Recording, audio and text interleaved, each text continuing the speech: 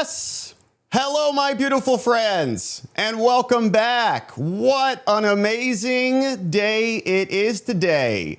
We're loaded up with some legal news. We've got a big bombshell out of Arizona that we'll talk about and see exactly how the Biden administration covered up a major investigation that was taking place about the theft of a voter list. About 600,000 plus individual names were all siphoned out of the Arizona database. And what happened, of course, is when Biden came into office, they didn't want to look into it at all because it would have validated all of our concerns and our complaints about a rigged or fraudulent election.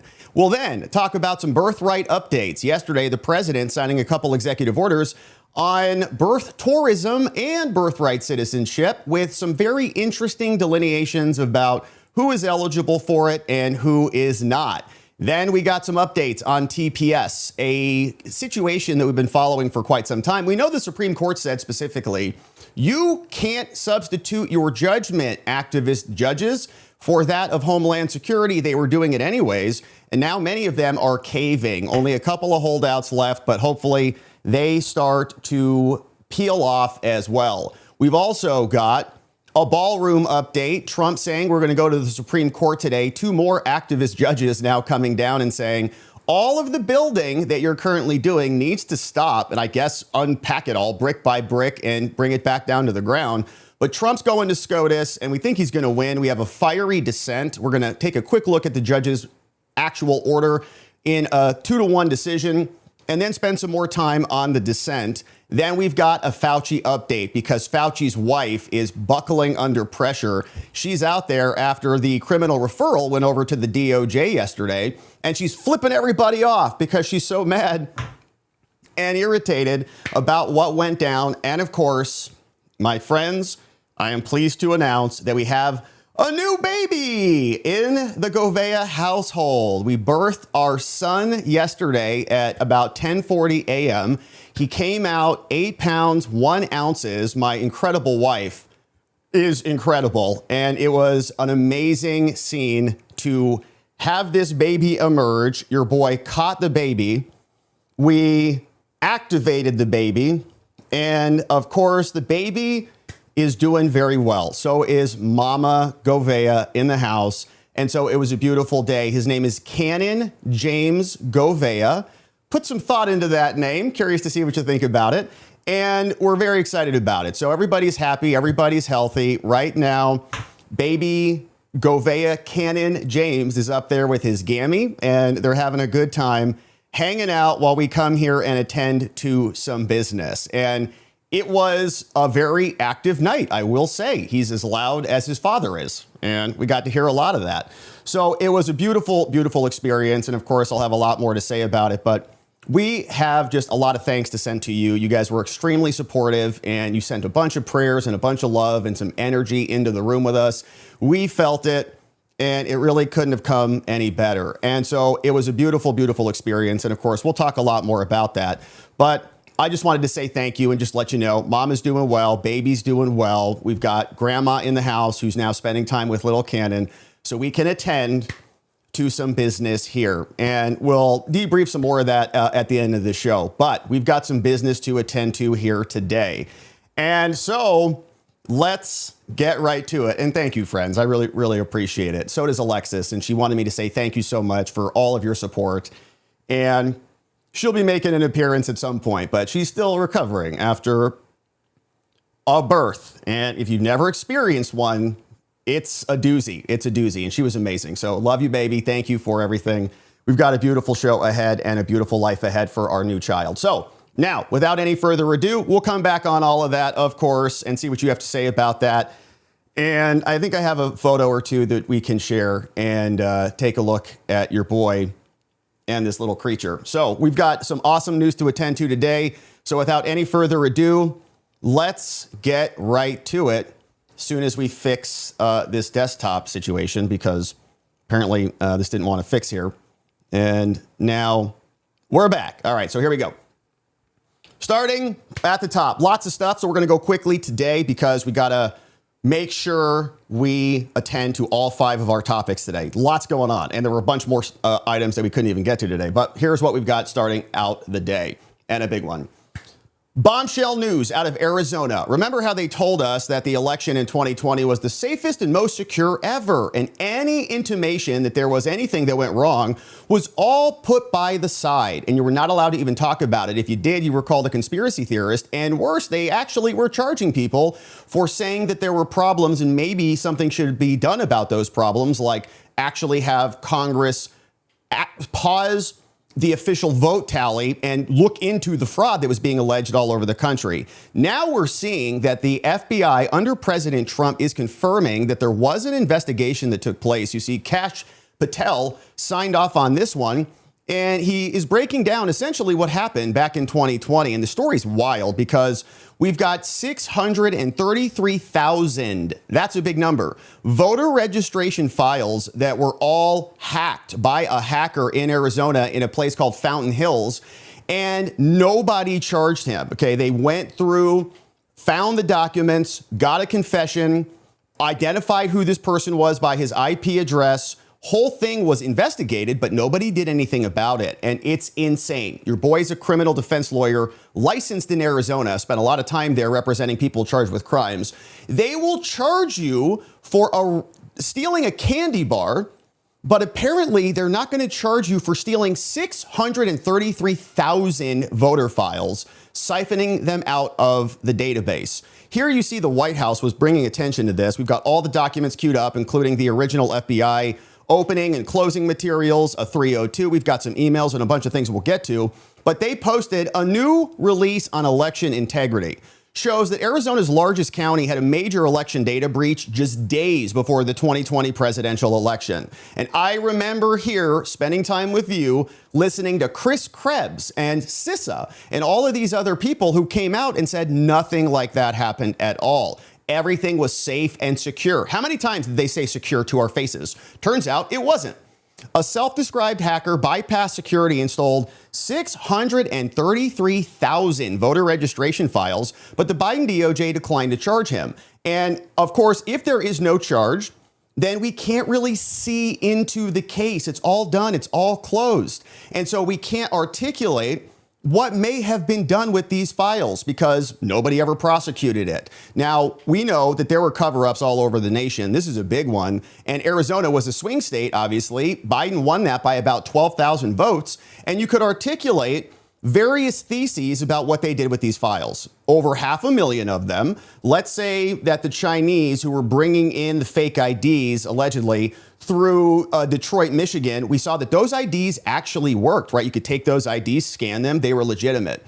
You could harvest ballots. You could theoretically print ballots, print envelopes, and turn them in for people if you had access to the certain data, and you could pull it out of the database. So there are many fail points in the entire apparatus, but this is just the start. So all these files got picked up and nobody prosecuted it. John Solomon over at Just the News, who's now a special government employee over there, says that this was all flagged by somebody on the inside. The guy was then actually investigated by the Biden FBI and nothing happened. And so Kash sent a letter out, and here's what he said confirming all of this. And he wrote, on August 4, 2026, not long ago, to John Solomon and to the White House Task Force on Government Transparency, he said, the FBI can confirm that the incident in the Maricopa County mentioned in the election 2020 cyber intrusion logs kept by U.S. intelligence agencies was fully investigated by the Bureau, back then under Biden. Now, the FBI confirmed that voter records were illegally extracted from the site and identified a suspect who literally admitted it. And in Arizona, they'll charge you for everything, okay? I spent a lot of time there dealing with that. Now, the suspect told agents that he discovered the vulnerability on Maricopa County's registrar servers, wrote a PowerShell script to exploit it, and then used it. Illegally scraped 633,000 voter files that included 930 that were sensitive, non-public data.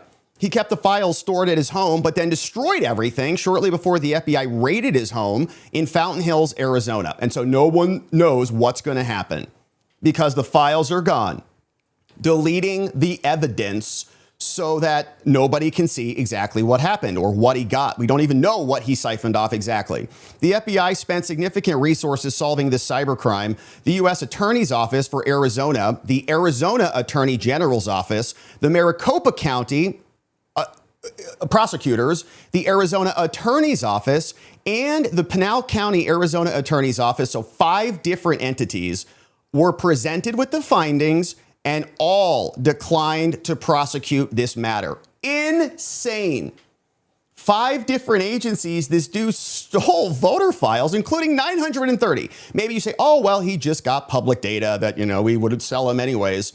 Another 930 counts of stealing sensitive non-public data. And by the way, we were saying or seeing in here that this may have been judges, this may have been politicians, this may have been very high profile people who needed their records all protected. Nobody wanted to do anything about it. And why? It's because in the aftermath of 2020, of course, you couldn't even mention election fraud. If you went against the grain and said that it wasn't actually safe and secure, you were castigated. You were thrown out of society. You may have even been indicted and put in prison. So we have attached the opening and the closing documents and the 302 interview report from the suspect. And here's how it all went down. So 11/3/2020, okay, is when we start to see this, an opening document.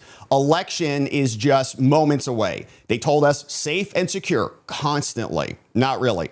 And we know how important these lists are because they're fighting tooth and nail. How many times has the DOJ sued to access the lists, and how many times have they lost? Basically every time. It's like over 20 cases now.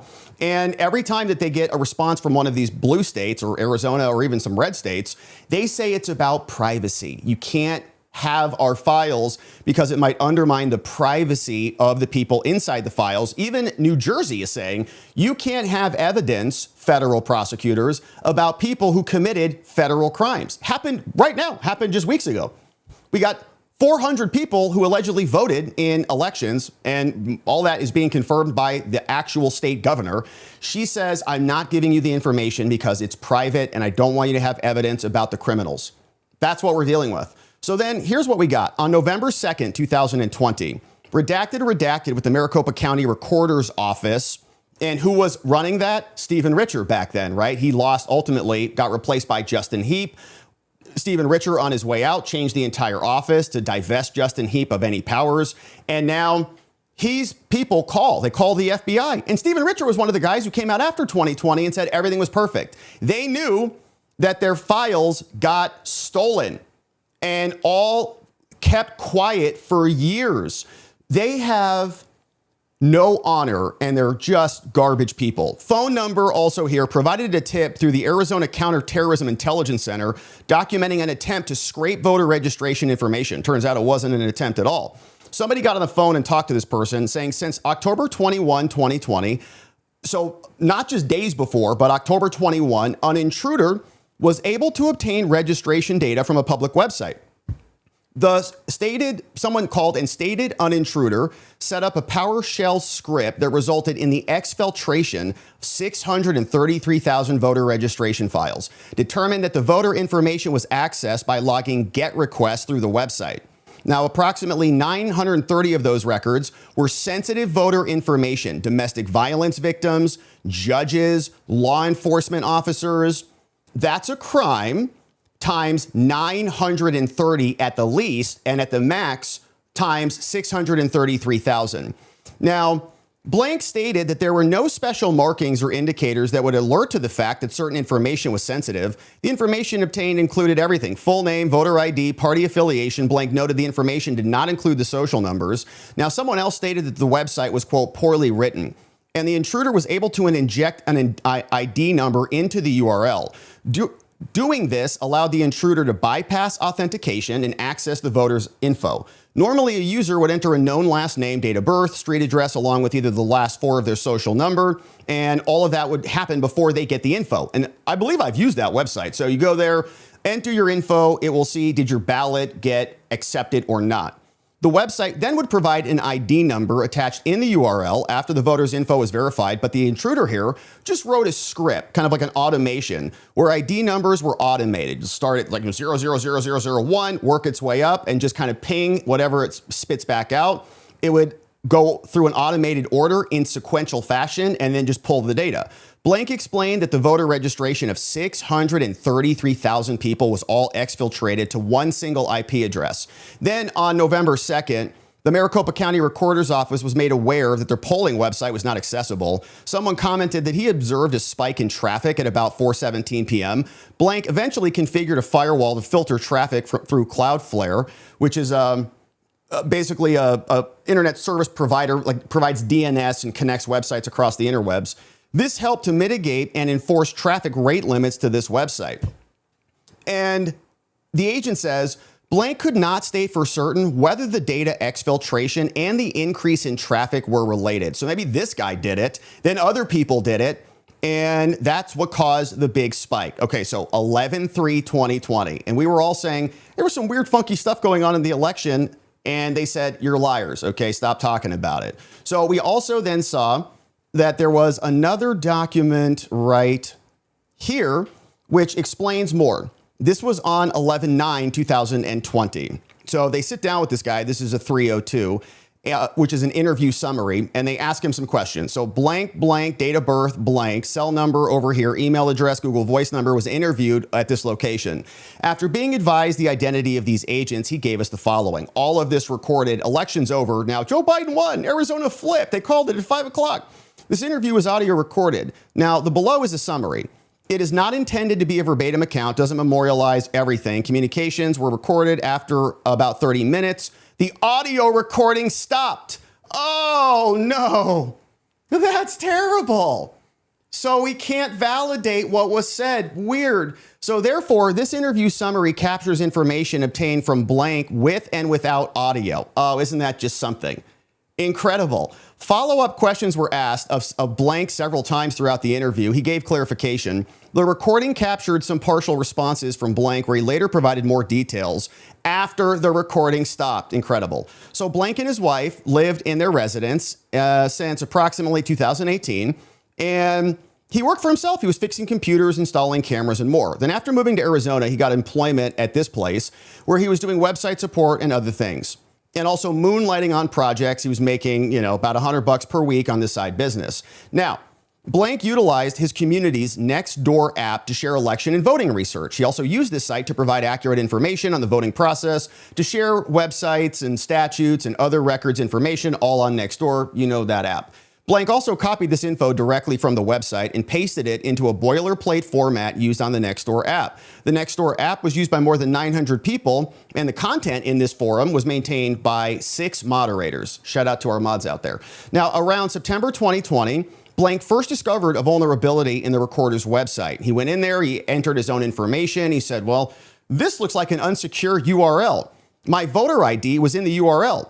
So he tested this vulnerability, then entered several other 7-digit numbers, and boom, all of their info popped up. So then he developed and tested a PowerShell script that would then just automate this process. Initially, he grabbed a small amount of data, but decided to stop because the script wasn't working right. He started thinking of ways to improve the script and make it better. He estimated that about 100 to 1,000 records were all extracted during the trial run. And let's be clear. Even if, let's say, for example, this guy's innocent, he just came across this mistake. What if someone else didn't do that? Okay, what if someone else was actually nefarious? I'm not exonerating this guy, but if this is a vulnerability in Arizona, maybe it's a vulnerability in other places, and maybe other people were doing this, and maybe it was also covered up just like this one was. Around the beginning of October 2020, Blank improved the script. He ran the script again until November 2nd, when Maricopa then fixed their firewall. He stated he probably would have continued this activity if the flaw went unfixed and gotten everybody. He knew that Maricopa was aware of his activity because his script provided an error message, says I just got cut off. Between 1 million and 2 million voter registration records were extracted to text files stored on his hard drives, which was 4 gigabytes of data.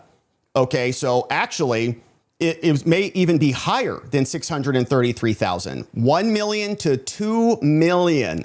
Records were also saved to his Google Cloud. And he said initially he received an adrenaline rush. He's like, this is crazy. I'm like getting all this information. He then realized that he made a huge mistake. and started to feel regret and remorse. Now, he did not intend to sell the information. He said it's all publicly available, except it wasn't. Now, he could have purchased the records, but he wanted to obtain the info for free. He realized the gravity of the situation and then became scared. He said he knew he would get a visit from law enforcement. That happened. Now, he expressed that looking for vulnerabilities was a hobby. He just considers himself to be a hacker or tinkerer, and stated that he has not conducted recent hacktivity that he would like to confess. However, Blank's first highlight moment happened while attending Blank in college, when his hacking activity led to a meeting with the dean. Someone else says he used several hacking tools and scripts. They were stored in various tools and products. And he considered telling the news about this, but thought it was better kept secret because it would have brought a crap storm during the elections. Yeah, nobody wanted to talk about this. He did not tell anyone of his activity, including his wife, then scrubbed and formatted his hard drives with stored records and deleted any stored files from Google. He visited another county website, which he thought was Pinal County, to see if they had the same vulnerability, but he couldn't register and test that because he wasn't actually registered down there. He was in Maricopa. Blank also did not scan Cochise or other counties. He did not visit any county websites after Maricopa fixed theirs. So the stored files to his Google Cloud tied to the email addresses redacted and redacted. He initially believed the account was tied to the email address over here. He got a pension of $1,300 a month from a city, worked there for 13 and a half years, stated that he later worked as an officer, but couldn't really remember this. His wife made a certain amount of money. How much money did you make? He provided a final statement and said, "I'm 100% accountable for this. I'm regretful." Blank apologized and commented that now he's got to deal with the consequences. So then, wild, someone invited him and another person to go sit in his backyard for a non-custodial interview. So come out here, let's just talk like friends. Agents explained to him that he was not going to be arrested. About 30 minutes into the interview, and again, if they would have arrested him, okay, this is still Christopher Wray's FBI. If they would have arrested him, this would have made national news, presumably. This would have shown that there were serious vulnerabilities in our systems. So he provided a final statement, and they were outside for about 30 minutes. Then Blank stepped outside of the residence to the driveway. Agents cleared his home, and the recording stopped while the search warrant was being executed and failed to turn back on for the remainder of the interview. During the search, Blank was advised he was free to leave and come back, at which point he chose to stay with the agents until the remainder of the search. Now, they also provided 2 of his business cards. Those were placed into the files. He's got social media and more, and that's it, man. That's basically the whole game there. So there were a couple other documents that were just now declassified as well. And here we see that Just the News was explaining that this was a PowerShell script is kind of like an automation. And he says, the FBI traced the intrusion to Fountain Hills. And he was a hacker or tinkerer. We read the 302. They got 8 hard drives, and the whole thing just went bye-bye. So they gave us a couple of other documents here, and they're talking about it. So USPS says it would appear that the IP address have been spoofed and the activity did not originate from the UPS enterprise. That's pretty interesting. So here's a reminder of another portal to view this. Statement confirmed canceled. So the USG joint statement canceled. They're talking about, should we tell anybody about this? In regards to this situation, it was determined that the addresses had been spoofed and did not originate from the USPS enterprise. So that's curious. We've got Russia here. We've got Iran here. Talking about Trump coming out to say that there's going to be voter fraud claims being made, and they're sending emails back and forth to each other. No, there isn't. Here's another email. And then a summary of this. So someone believed the voter records had been exposed. They called it a data breach. Upon identifying the website where one checks their registration, we know how it all went down. And that's an email that somebody sends to somebody else. We can't see much of what's going on there. Now, then another person reports, hey, since last night's update, we haven't seen anything new. No malicious foreign interference or any other operations. Russia, no activity there. Iran, we confirmed that industry received our tear lines last night via FBI and FIDIF regarding Iranian influence efforts from the Iranians. Then the FBI sending more emails back and forth to each other. We're investigating voter suppression leads. And you can see a lot of this is just gobbledygook because it's largely redacted. So they get a notice looks like they opened this on election day. So they get the notice 11/3, literally opened it up on election day, and then confirm that for us right here. Tuesday, November 3rd. Today is election day. A portion of blank is operating 24/7. We've ID'd Twitter accounts that we've now tipped off to the FBI, got other tips. Everything is perfect out there. Still trying to censor people and pull them off the internet. And the joint statement was officially canceled. Homeland CISA press conference throughout the day. Chris Krebs apparently didn't want to come talk about this. He did testify many times over that it was very safe and secure, no problems at all. We would have a low threshold for tipping today. If you see something, tip it. We got a DDoS in Philadelphia, and nobody ever presented any of this to the American people.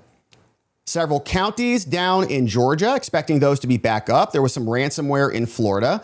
FBI had a command post up running 24/7 surveillance. ODNI, there were other media engagements. FBI not engaging with anybody.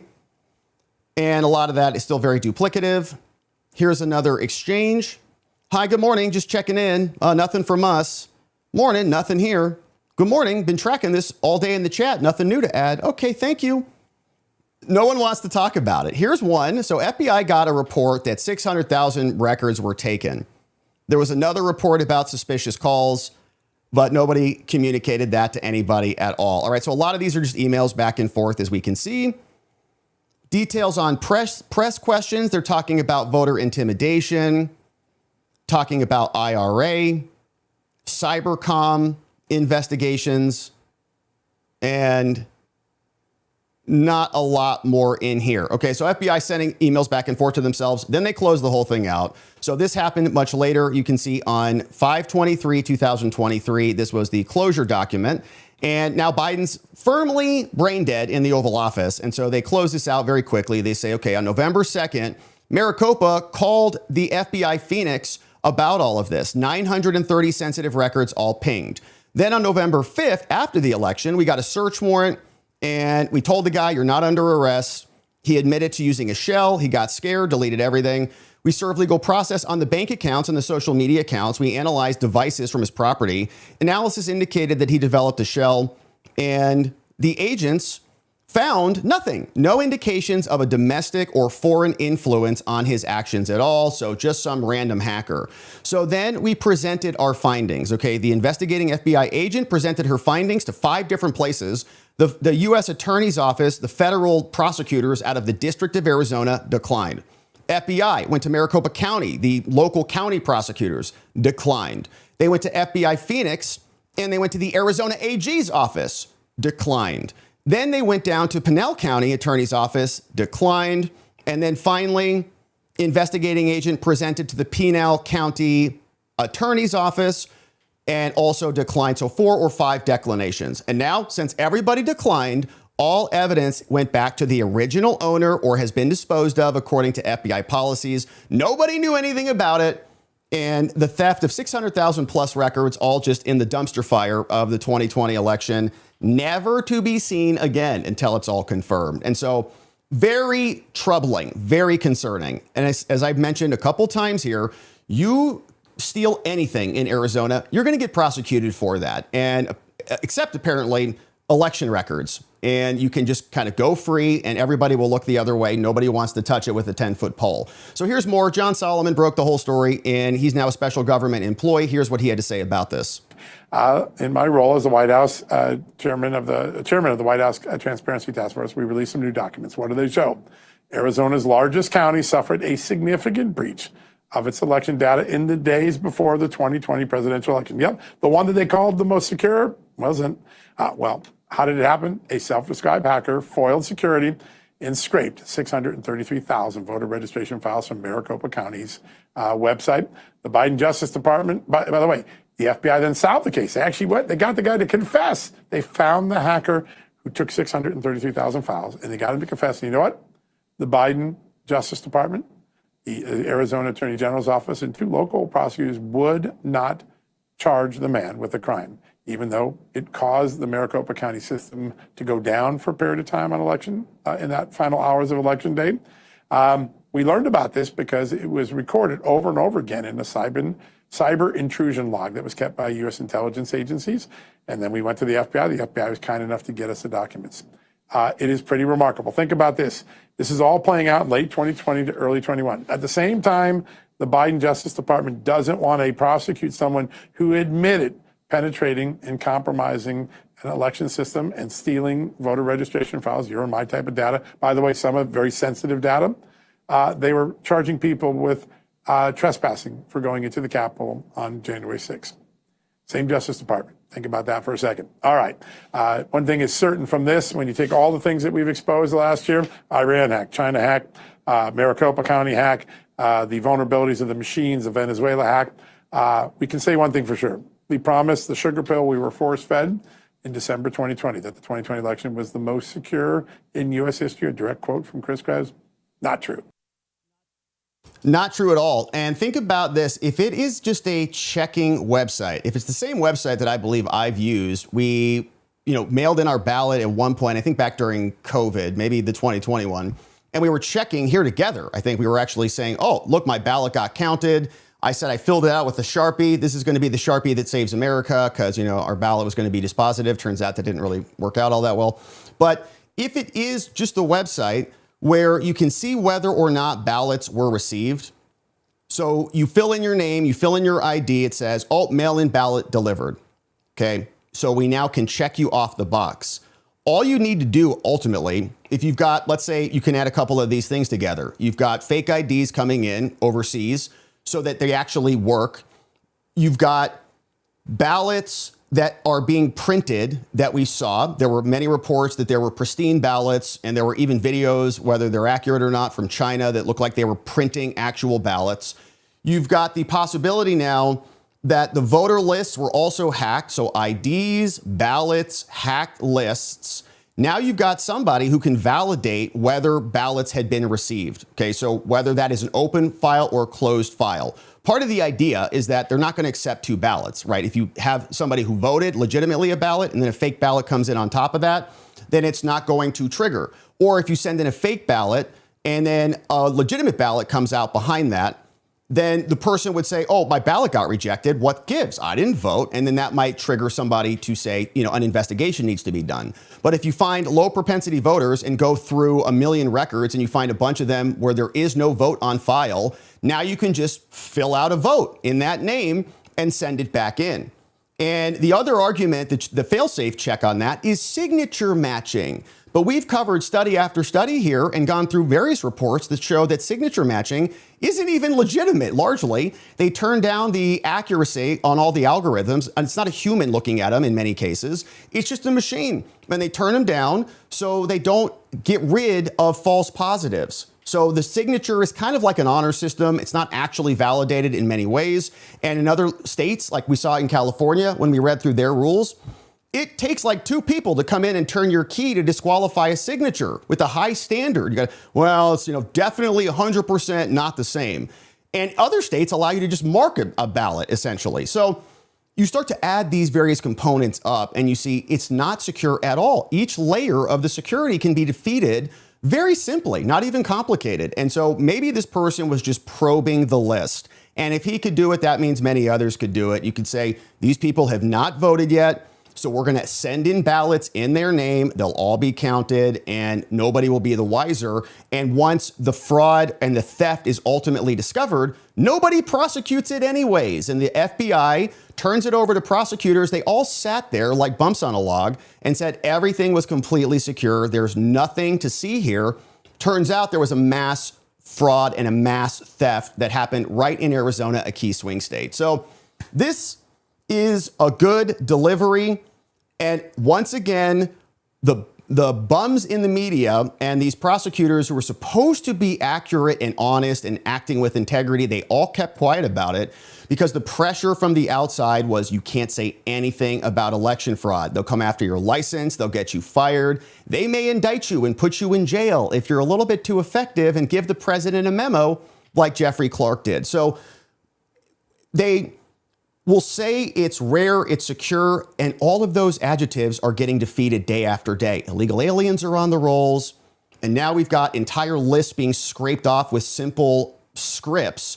And Jenna Griswold leaks the passwords on the internet anyways. So good story. Of course, the White House, we hope that there's a lot more on this because you can really piece together the puzzle pieces. We're going to keep our eye on this one and all of the election fraud that's out there. Thank you for joining and subscribing as we do. All right, now, we had some other big updates here, including on some birth, tourism, and citizenship matters. The White House now striking back against the Supreme Court after their horrific birthright citizenship decision that was handed down in their final attempt to wreck America.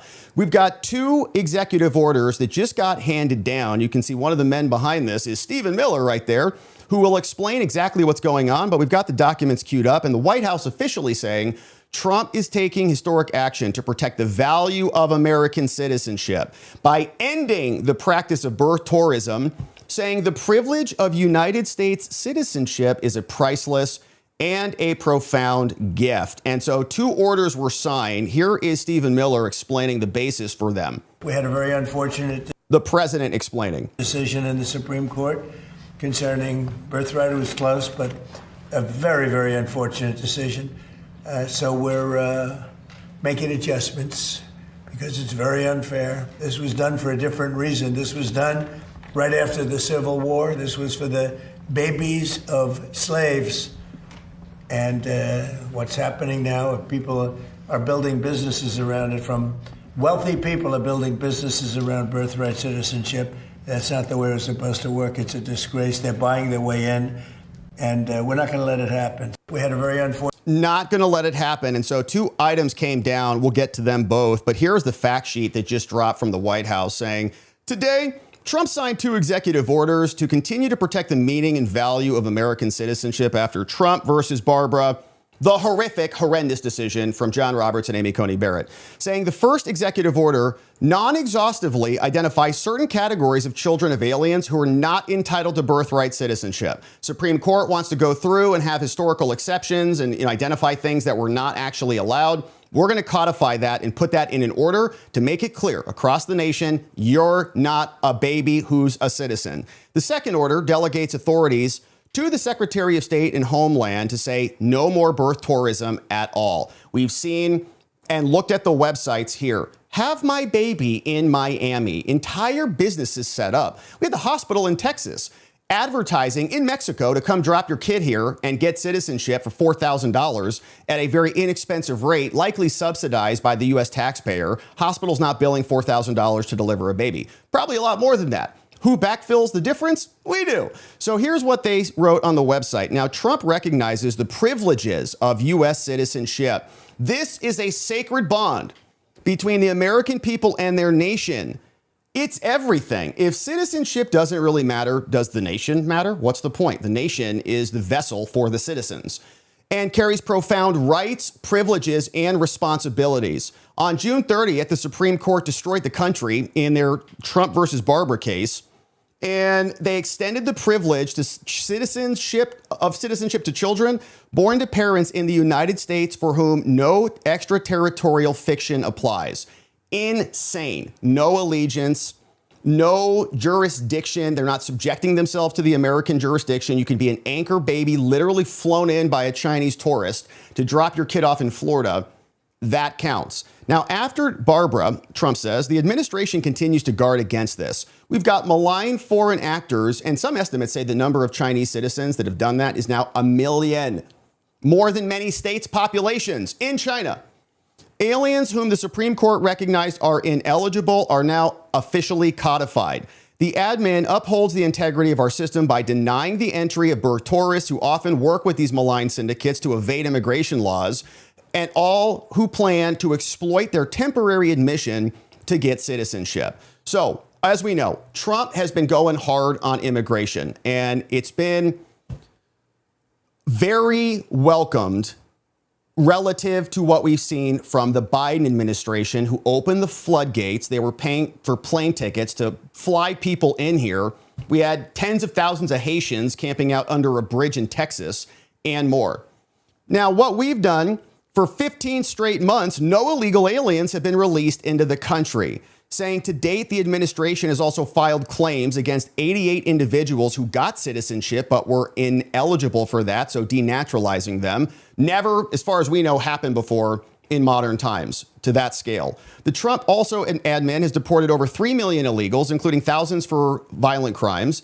And we've strengthened visa programs and their screenings and paused visa processing to 75 separate countries.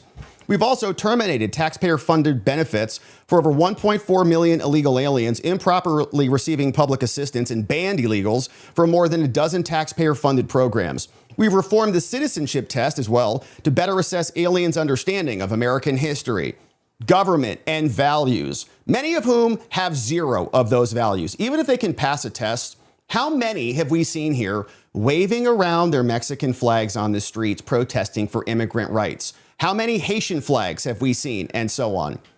All to ensure that they meet eligibility requirements. Now, the Trump admin moved to purge tens of thousands of illegal aliens from state voter rolls. We're working to ensure they can't vote in U.S. elections. That is only for U.S. citizens, as it always should be, and until recently hasn't been. So, first executive order came down, saying, by authority vested in me as president, here's what we're doing. Citizenship remains a priceless and profound gift, and we're guarding against foreign malign actors who are swindling American citizens by taking advantage of the generosity of our nation. On June 30th, the Supreme Court decided SCOTUS, and the order here now identifies non-exhaustively certain categories of people who are definitely not covered by the Supreme Court decision. So they said it's this big bucket. Everybody falls within the bucket. They say, actually, we've gone through your decision. These people are clearly outside the bucket. They're not going to count. So it is the policy now, and this will be sued under, I'm sure, that no executive department or agency shall issue citizenship documents for people who are on the list. One, either parent of that baby, of that person, is an alien enemy, defined to include any member of a designated FTO or terrorist organization, all articulated under law. An alien enemy is an interesting concept because if you have an invasion, and the Constitution, Article 4, I believe, says the federal government needs to protect Americans against foreign invasions, including making that guarantee to the state. Since the states don't control the border, the federal government does, so they have an obligation to protect the states against foreign invasions, articulated by the founders. So is an alien enemy, could perhaps this be a pretext into tucking this in or expanding this concept into another provision of the Constitution that is not the 14th Amendment, which is really what the Supreme Court was ruling under. Also, under B, either parent of that person is a foreign government employee. You can come here, but you're not having an anchor baby. No ambassador babies. Persons employed by foreign embassies or consulates who are nationals of that foreign country, not allowed. People employed by a foreign government in an official capacity who are here. Your babies don't count. If you're employed by an international organization that has some organizational immunity, no. Either parent of that person, if they're engaged in a commercial transaction to purchase and access birthright citizenship or engaged in fraudulent activity to obtain citizenship, you don't count either. Subsections here. When the parents of the person, the baby, engage in a commercial transaction to ensure that the person's mother is present here, that counts, you're excluded. And when the parents engage in a commercial transaction with a surrogate present in the U.S., you don't count either. Now, the person is born, again, in a territory or territorial waters where citizenship is not conferred, no citizenship for you. So it will be enforced by a couple of different agencies. Secretary of State, AG, Homeland, Social Security shall ensure all these regulations are deployed across their agencies consistent with this order. And you need to comply with this in your agencies. The heads of all departments and agencies shall also issue public guidance within 30 days to implement it. And if anything in here, like if a court says, well, this one you can't exclude or that one you can't exclude, then that's fine. You can sever that, but the remainder of this order and the other applications will continue to be valid. Nothing here actually construes or impairs some of these other components. Doesn't impact the budget. This order has to follow applicable law, and the order is not intended to create any additional rights or benefits. All of this coming from Trump, cost to be borne by the DOJ, signed from the White House. Now, that's the first one about citizenship, but the second one is about birth tourism, seen here. Ending birth tourism, a deliberate, volitional, intentional exploitation of our citizenship rules so that people who are not Americans, have no intention of being Americans, can just come here, drop a baby, and call it a day. And the Chinese have done it to the tune of 1 million. So now citizenship is among the greatest inheritances that a nation can bestow. It embodies a sacred bond between the American people and the nation in which they live. It's not just a slip of paper. Citizenship is not a commodity to be acquired through a calculated exploitation and an evasion of immigration laws, like by coming in here on a non-immigrant visa and then giving birth. Birth tourism operators use deceptive advertisements and inducements to bring people here. They promise citizenship, they promise public benefits, and short-term stays in specialized facilities and hotels. We've covered many of them here. Set up multiple houses and stuff a bunch of women in there. These operators coach their clients to misrepresent their purpose. Oh, you're coming here because you got an education or a temporary job or for vacation or whatever. And they just come, get shacked up, and drop babies. We know the purpose for their travel is to give birth. Now, the laws of the United States establish discrete categories of temporary non-immigrant visas to allow foreigners to come in here, study, exchange, temporary employment, tourism, transitory activities, all being exploited. And participants in these schemes abuse the categories to establish a permanent foothold in the United States. Then the babies turn 18. They petition to bring their parents over as well in chain migration. So birth tourism is now being defined, and it undermines the territorial integrity of the nation. It also diverts limited consular inspection enforcement resources away from legitimate applicants and erodes public confidence in the execution of our laws and exploits our national security. So we have a compelling interest in stopping this. Foreign nationals seeking temporary admission must adhere to the purposes for which Congress has authorized their visas. They cannot be allowed to bypass those laws to make their kids anchor babies. So, with all that being said, it is therefore the policy of the United States to promote the integrity of its immigration system, to ensure that non-immigrant visa classifications are only used for their lawful and intended purposes, and to prevent birth tourism. So, under federal law, pursuant to the Immigration and Nationality Act and U.S. Code, is hereby delegated that Secretary of State Rubio and Homeland Security Malign implement the following with haste. 1, in Section 3, is defining birthright tourism as the following. The entry of any foreign national into the U.S. via a non-immigrant visa for the purpose of dropping your baby off, and any effort by any foreign national to facilitate the entry into the United States via a non-immigrant visa for the same purpose. So these agencies now will update your rules. You may include other discretionary actions to prevent the entry or the exploitation of our visas if they're engaging in birth tourism. You can revoke the visa, revoke the travel authorization, permanently bar the entry of any alien who's engaging in this, deny entry, and remove any alien who previously engaged in this or plans to engage in birth tourism, or other appropriate actions against entities, all done with responsible actions to facilitate and enable birth tourism. And this will be curious because if, let's say, for example, a parent came in, dropped a baby off, and they left. Then they come back, and let's say they identify that that parent was actually exploiting birth tourism. Now they come back, at least during the Trump administration, hopefully the Vance administration, and then after that, the Rubio administration, and then after that, whatever. But they now identify the parent as being an anchor baby parent. And so when the child applies for chain migration for their parent to come in here, we can say, no, you exploited the law, and we're not going to allow you to get away with that. Now we're going to hold that against you in your immigration application that is coming under the pretext of your citizen child. All other relevant departments and agencies shall also provide records as necessary, back over to Homeland. Nothing in here, imposed here, may exempt a foreign national from actions taken pursuant to this order on humanitarian grounds.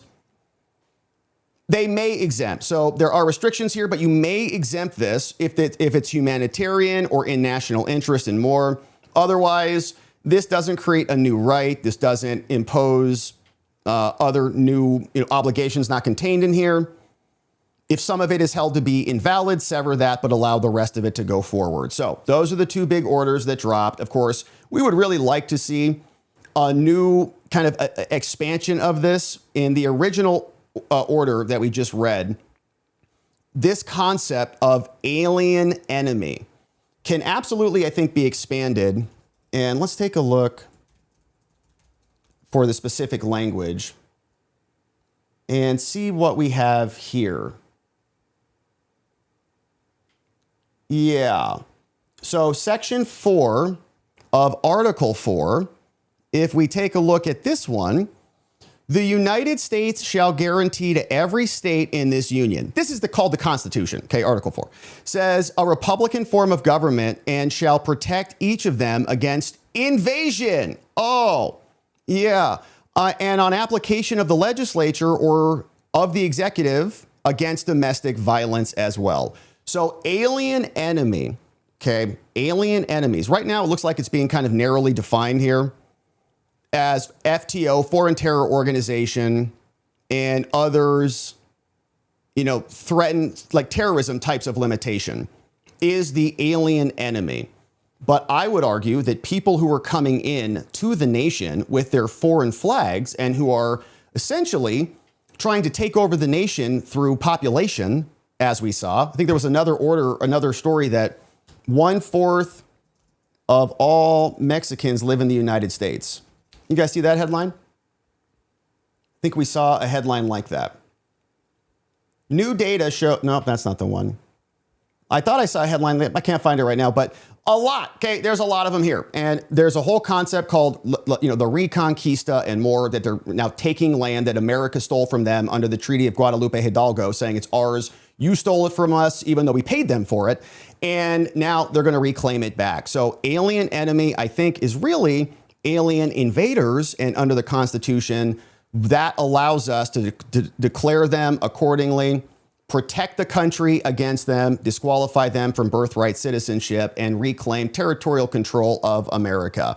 But here's Stephen Miller explaining more about the new birthright tourism and birthright citizenship orders, which were just handed down from the White House. So today the president signed these two executive orders here relating to birthright citizenship and birth tourism. As the president mentioned, the 14th Amendment was passed exclusively in the aftermath of the Civil War so to ensure that the children of slaves would be citizens. It had no other meaning and purpose outside of that. And that's been clear, obviously, since the day that it was passed. You can go back and you can read the congressional debates. This is not something that's even seriously contested by anybody. The president is using his authority as commander-in-chief to sign first an executive order using the new ruling the Supreme Court issued to expand the definitions of people who are ineligible for birthright citizenship. That includes, for example, alien enemies of the United States, members of foreign terrorist organizations, and large categories of people who lobby and act on behalf of foreign governments. And so with taking this action, it ensures that large numbers of people who wrongly would be getting birthright citizenship will no longer be eligible for those benefits. The second action that he's taking, which is especially historic, is for the first time ever in American history to ban birth tourism.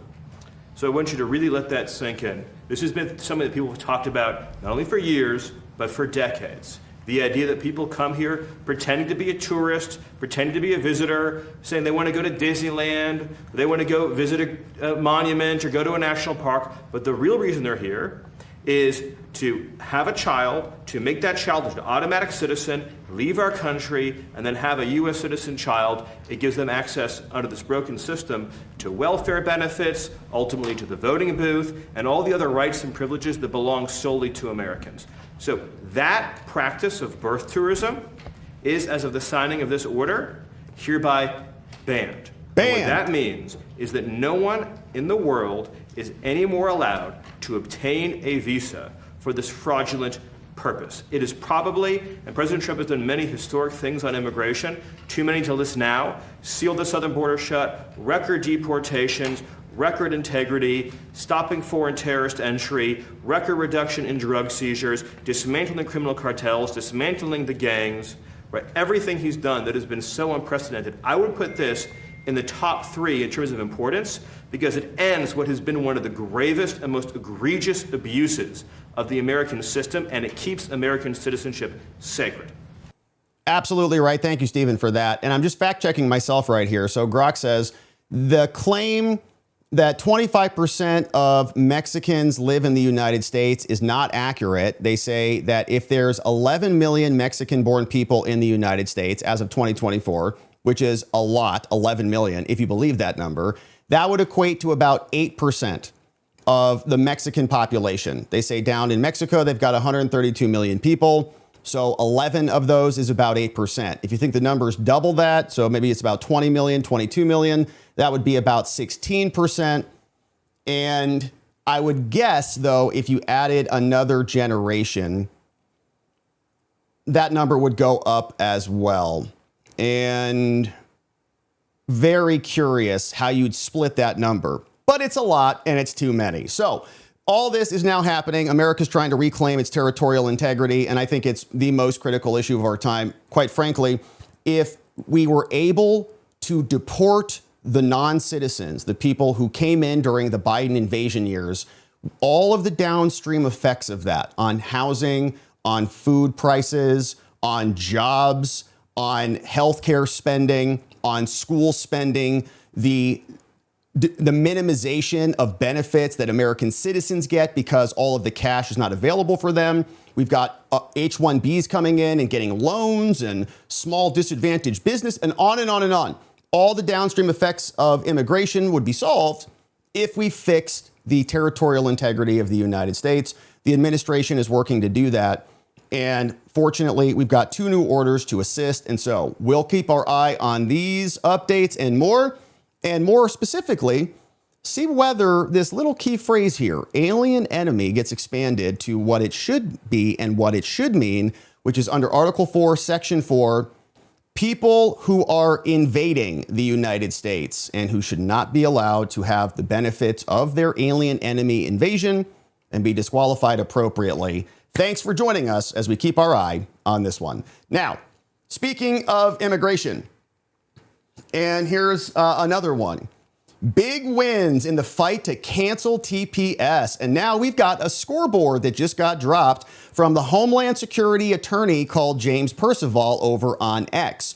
And for a long time, we've seen that there were these judges who would prevent the cancellation of status for these countries from actually happening. We know the Supreme Court came back down and said judges can't substitute their judgment for the cancellation judgment of Homeland Security. And once that order went back down to these lower level activist judges, they just changed their power. They just said, oh, we're not substituting our judgment. All we're doing is issuing an administrative stay. And the stay means we can make the temporary protected status even more temporary by continuing it out, adding another 6 weeks of briefing and another 6 weeks of briefing and so on, so that these people are here in perpetuity. But now they're being canceled and getting reversed. And now we're winning across the board. You can see he says, we just got Burma TPS2. Thank you, Judge Kennelly. And one after another is now reversing themselves. So Haiti, canceled. Syria, gone. Yemen, bye-bye. Afghanistan, Cameroon, Nepal, Honduras, Nicaragua, Venezuela, South Sudan, and Burma is the most recent one that just dropped. But Ethiopia and Somalia, which are both being governed by Brian Murphy and Allison Burroughs, both I believe are in Massachusetts, activist, leftist, lunatic judges are still fighting to protect the Ethiopians and the Somalians. Ilhan Omar thrilled about that. But the latest cancellations came back down. You see, this one was decided out of the District of Columbia, and it's a short order. And once again, the Supreme Court already decided on these things. This one came from Anna C. Reyes. We've seen her here before, and she's very unhappy to have to fill out this order. So she said, all right, listen, the court is in receipt of the mandate from the DC Circuit. They appealed her. She said, I'm going to stay this thing and continue to extend it. I got the Court of Appeal ruling, and now the Court of Appeals grants the government's motion, Homeland wins, to remand this case and actually follow Malign versus Doe, where the Supreme Court said Trump can cancel these things. The Supreme Court's judgment reversed the judgment of this court, Anna Reyes, blown out, dated back on February 2nd. And so therefore, the court's order, which had stayed the effective date of the cancellation for the Haitians, pending judicial review, is no longer in effect. Oh, so given the lifting of the stay of termination and in light of the party's most recent joint status report, so remember, Trump canceled it. She stayed the cancellation because she had to think about it, and it was an administrative stay, so it was different than what the Supreme Court ruled on, so she could do it. They said, no, you can't. We know what you're doing. You're changing your identity of your power. You're not allowed to do that. You guys can go do that in your little freak show, trans groups, but this is the court of law, all right? You can't just suddenly become a Zer and a Zim. So the court denies the government's request for a stay because a stay of discovery because the stay has been absolved, and the court received correspondence that the plaintiffs here, the Haitians, are not intending to file an amended complaint. And so it orders now that you shall propose a schedule. Okay, the parties shall submit one unified proposal about deadlines. There's nothing else to schedule. You should dismiss the case immediately because you were already acting outside of the law. And let's take a look at Anna C. Reyes. I'm pretty sure she was like a heroic, historic first lesbian. Yeah, exactly right. So you can see right here, it's exactly who we thought it was. A picture of her with her dog, Scout. Man, prayers up for that dog having to live with this lady. But wow, Joe Biden appointed her, and guess what? Heroic and historic, nominated as the first openly LGBTQ person to serve as a district judge in DC. Incredible. Wow, so brave. So she loses. Maybe you should follow the actual stinking law. She worked for the Feminist Majority Foundation and more. Went to Harvard, which is why she's so dumb. And she graduated in 2000 from other locations. And then, of course, Biden installs her. She comes in. And Hispanic too. Wow, first Hispanic too. Wow, amazing. So she's been a thorn in the side for a long time. She just got reversed by the Supreme Court because she's a terrible judge, should have followed the law, and this wouldn't have happened to her. But there was another one that also came down, this one out of Massachusetts, and this is a little bit more extensive. But this one involves South Sudan. And now the judge is saying, nothing I can do on this one. Jay Saris is the judge, and she dropped this one fresh out of the oven today. We had the African communities together. And of course, these non-citizens, these people here on TPS status, they, of course, are the individuals who are here as guests, and they can sue to exploit our laws, and they won't even name themselves. So they're all Peter Doe, David Doe, and Mary Doe. So this judge came down and said, listen, now, this litigation is challenging the cancellation of South Sudan. On February 12th, this court postponed the determination on the ground that there was a violation of the APA, which is a catch-all statute that they just pull out of their butts anytime they want to do something that they can't ordinarily do. That involved the termination of TPS for Syria and Haiti. Now, the First Circuit reversed me and remanded me because I actually can't do this. So now before the court is the plaintiff's motion. So these African communities together, Sudan and the others, they want to amend their complaint. Okay, so the theory is every time there's a new claim, she needs to decide the claim. And the Supreme Court's decision didn't include like everything under the sun. So somebody could theoretically come up with a new claim, and then that claim needs to be validated. So every time that happens, she needs to issue a stay so she can read through everything and do her legal research and figure out what the right answer is. But all of this was not raised or addressed to the Supreme Court. So it's new. Supreme Court hadn't decided it, so I needed time. So plaintiffs have also renewed their motion for postponement. And after a hearing on all of this, their proposed new claims, this court finally concludes their claims and attempts would be futile and unlikely to succeed. And so therefore, the African communities together are hereby denied. And she's very unhappy about this, okay, because she was doing everything she could to keep this all on track. So they give us some of the rules on motions to postpone and more. saying they now seek postponement of the termination. They're coming out with new claims. Well, this is ultra-virus. It's outside the law. And our procedural due process. You're here as guests on temporary status. Now you've got due process rights. First, their request to amend their complaint, their argument was the original law only said that the AG could actually cancel things, not Homeland Security. So in other words, the wrong agency made the cancellation. She says, I'm not going to allow that, okay? And this is kind of illogical because if the Homeland Security Secretary granted them TPS status, then doesn't it reason make sense that they could also cancel it? If they granted it, they gave it, they could take it away. But they're saying no. Only the AG can cancel it and take it away. Judge says no. The parties agree that the TPS statute refers only to the AG. Okay, it was passed in 1990. But after that, it was all delegated over to Homeland. We got 9/11, Homeland Security, all the things. And so everybody knows Homeland is now in control of this. So this dispute is a matter of first impression, blah, blah, blah. Long story short, there are different ways to interpret what do we do. It says, this says AG and more. And so the best reading of this, we have to look at it with its context and consistency. And so therefore, that only the termination determination as at issue here, but it doesn't negate the fact that as a logical matter, their argument from the African communities, bad for them, is resting upon a self-contradictory, self-defeating foundation. Exactly. If Homeland granted it, then Homeland can take it away. So if you're saying that Homeland is not allowed to make those decisions, then you're essentially saying that Homeland illegally granted you TPS status. You don't want to make that argument, do you? No. So the court now talks about procedural due process. The Supreme Court did not address that claim. So again, SCOTUS didn't cover every possible claim, but it did not resolve the question of whether you could review constitutional claims. And so they say, we have a property interest in this. We have work privileges and work authorization. And so you can't take that away from us without going through a proper procedure. Okay, so like every single person needs to have a hearing or something because you're divesting them of a liberty interest. Even though we brought them here, we said it's temporary, you agree, yeah, but now we take it away. Now they say it's like, eminent domain or something. Before they take your home, they have to, give you a process, or before you go to jail or prison, you got to get a trial. Here, we see that in some instances, they have considered it to be a protected property interest.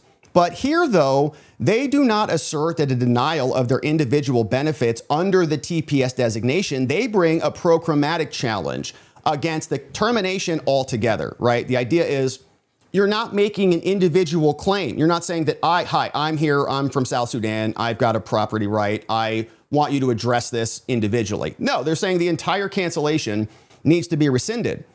They say that Nome violated their due process rights, and so therefore all of the termination needs to be rescinded. But the Supreme Court already rejected that. And so for the foregoing reasons, any new claims would be futile and unlikely to succeed. And so your motion to amend and your motion for a postponement of this is once again, therefore, denied. And so we're not going to allow you to continue to fight for more temporary status. Okay, you had enough. It's time to go home now. It's closing time. You don't have to go home, but you can't stay here because we're full. So all that went down, and I saw a great comment on this. Another foreign-born judge. Oh, yeah. Amazing. Oh, and she also went to Transylvania University. That's a great place to go. Is that for transgenders, or is this another place? It was founded in 1780. Wow, it's Kentucky's oldest university. Well, it feels like it's a great place for the very first historic, heroic Latinx and LGBTQ judge to go there. So also born in Montevideo, Uruguay. Isn't that great? Almost skipped that one. Thanks for the heads up on it. So another foreign-born judge who comes in. She just got reversed as well. Anna C. Reyes, and blown out. And good stuff is happening. So here was one individual, the Democrat Massachusetts governor who just lost this one. We saw this one from Patty Saris, came out of Massachusetts right here. And she said, sorry, like court said, you got to go. So the Massachusetts governor came out. Here's what she had to say about this real bad development for them. Work and build their lives. TPS, these are people who maybe fled violence or earthquakes or terrible catastrophes in their countries and came here, including a significant Haitian population. And I'll tell you the impact. I mean, with respect to Haitians alone, we have about 45,000 Haitian TPS holders in Massachusetts. You know where a lot of them are working? In our hospitals, in our nursing homes. They're probably the caregiver taking care of your parent in their home right now, right? And so, you know, and another really, really insane move by the Trump administration, they've decided to rip the rug out from under these people. So these people are all going to lose their jobs, work and build their... Yeah, that's the point. Yeah. It's called temporary. Okay, we brought them here temporarily while the predicament that was manifesting itself in their home countries was resolved. And it was always expected that they're going back. So why would you reframe this as something like, now we're divesting them of a future life here, when that was never promised, that was never guaranteed. It was always understood this is not their permanent home, given the fact that it's temporary. It's moving the goalpost to make you feel bad about this. But it was never promised to them, never guaranteed. And by the way, there are many Americans out there who could use a good job in a healthcare facility, taking care of our senior citizens and our elderly folks who need it. We don't need to import other people to work at reduced pay in order to accomplish these tasks. And I would expect that there are home needs in Haiti for senior care. And so they can go do that back down there. So that's the Massachusetts governor. Now, meanwhile, Markwayne Mullin is out talking a big game out there on the border. He said, we're going to find you and we're going to arrest you and we're going to deport you. We're going after them right now. We are giving them an opportunity to either leave on their own and we'll help you, or we'll arrest you and send you back. Either way, you don't have status inside this country anymore. That has been litigated. The courts spoke very clearly. We knew that we were going to win this because in its name itself, it says temporary protective status. The president has the right to start it. He also has a right to end it. The president ended it, which was the right call. So these individuals can either self-deport or we will arrest you and send you back. It's that simple. Pretty simple, not that complicated. The governors can cry about it. The big business interests can cry about it. But the fact is, bringing people here to displace Americans has not served our country. It's been happening my entire life for 40 long years and a lot longer than that. And it's time to restore America back to America. The Haitians, the South Sudanese, the Somalians, they can go build their own home countries back up.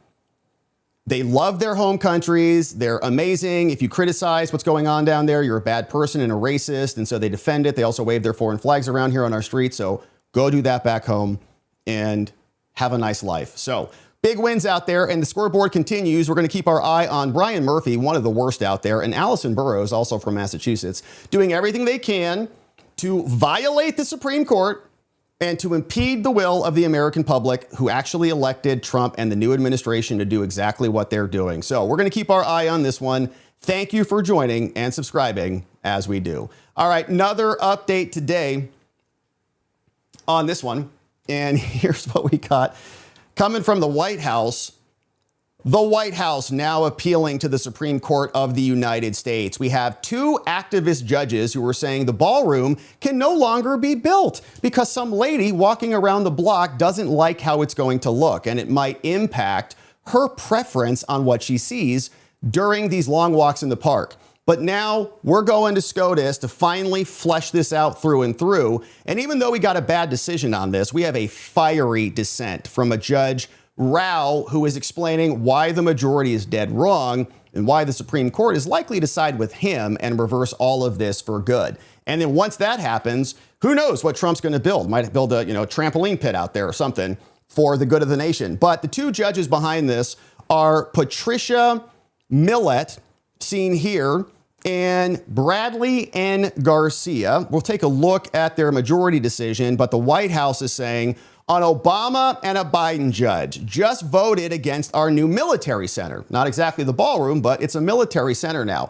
We need it for the national security of the United States, explaining we will be immediately appealing this to SCOTUS. The Secret Service and the military are viewing this horrendous, politically motivated, and wait till you see it, unlawful ruling as a national security threat to our nation, in that the entire complex is being built for the protection of our country and additionally for future presidents. The circuit court's decision which is totally wrong on the vital subject of standing. Why can these people even be allowed to sue? The plaintiff, the people suing, have none. They don't even have the right to be here. Severely jeopardizes the lives and welfare of the people who work and will be working at the White House, including all future presidents of the United States. And why didn't they bring this case long prior to the construction starting? There will be no expense to the American taxpayer. This unjust decision must be overturned by the Supreme Court in its entirety. And quite frankly, I think I'd keep building this thing. If I'm President Trump right now, just keep those contractors going. The judges can send over their army. They have none. This is his property. This is his land. The American people elected him. And I would just keep the construction going right now. It's a hazard. It's an emergency hazard. You can't have unfinished construction out there. Stuff's going to topple over and might injure a kid or something. So building should continue. We'll see what ultimately they do. But we've got the decision that was handed down, and it's a fat one. It's 136 pages. So let me just show you the highlights here. And we'll spend a little bit more time on the dissent so you can see how the Supreme Court will be fleshing these two things out. But if you recall, this was all brought by the National Trust for Historic Preservation in the United States. And it's a group of people who are representing a woman who was essentially walking around and doesn't like what she's going to see. So they give us a little bit of a lecture. You know, the president is a temporary tenant. It's the people's house, kind of bypassing the argument that the people just elected the president.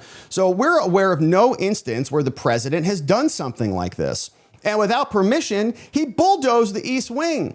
And so the National Trust sued the lower level judge, the guy who looks like a troll with the eyebrows. He came out and he said, not allowed to do this. So now Trump has appealed it. We affirm the grant of the injunction with its safety and security exception, so some things can happen.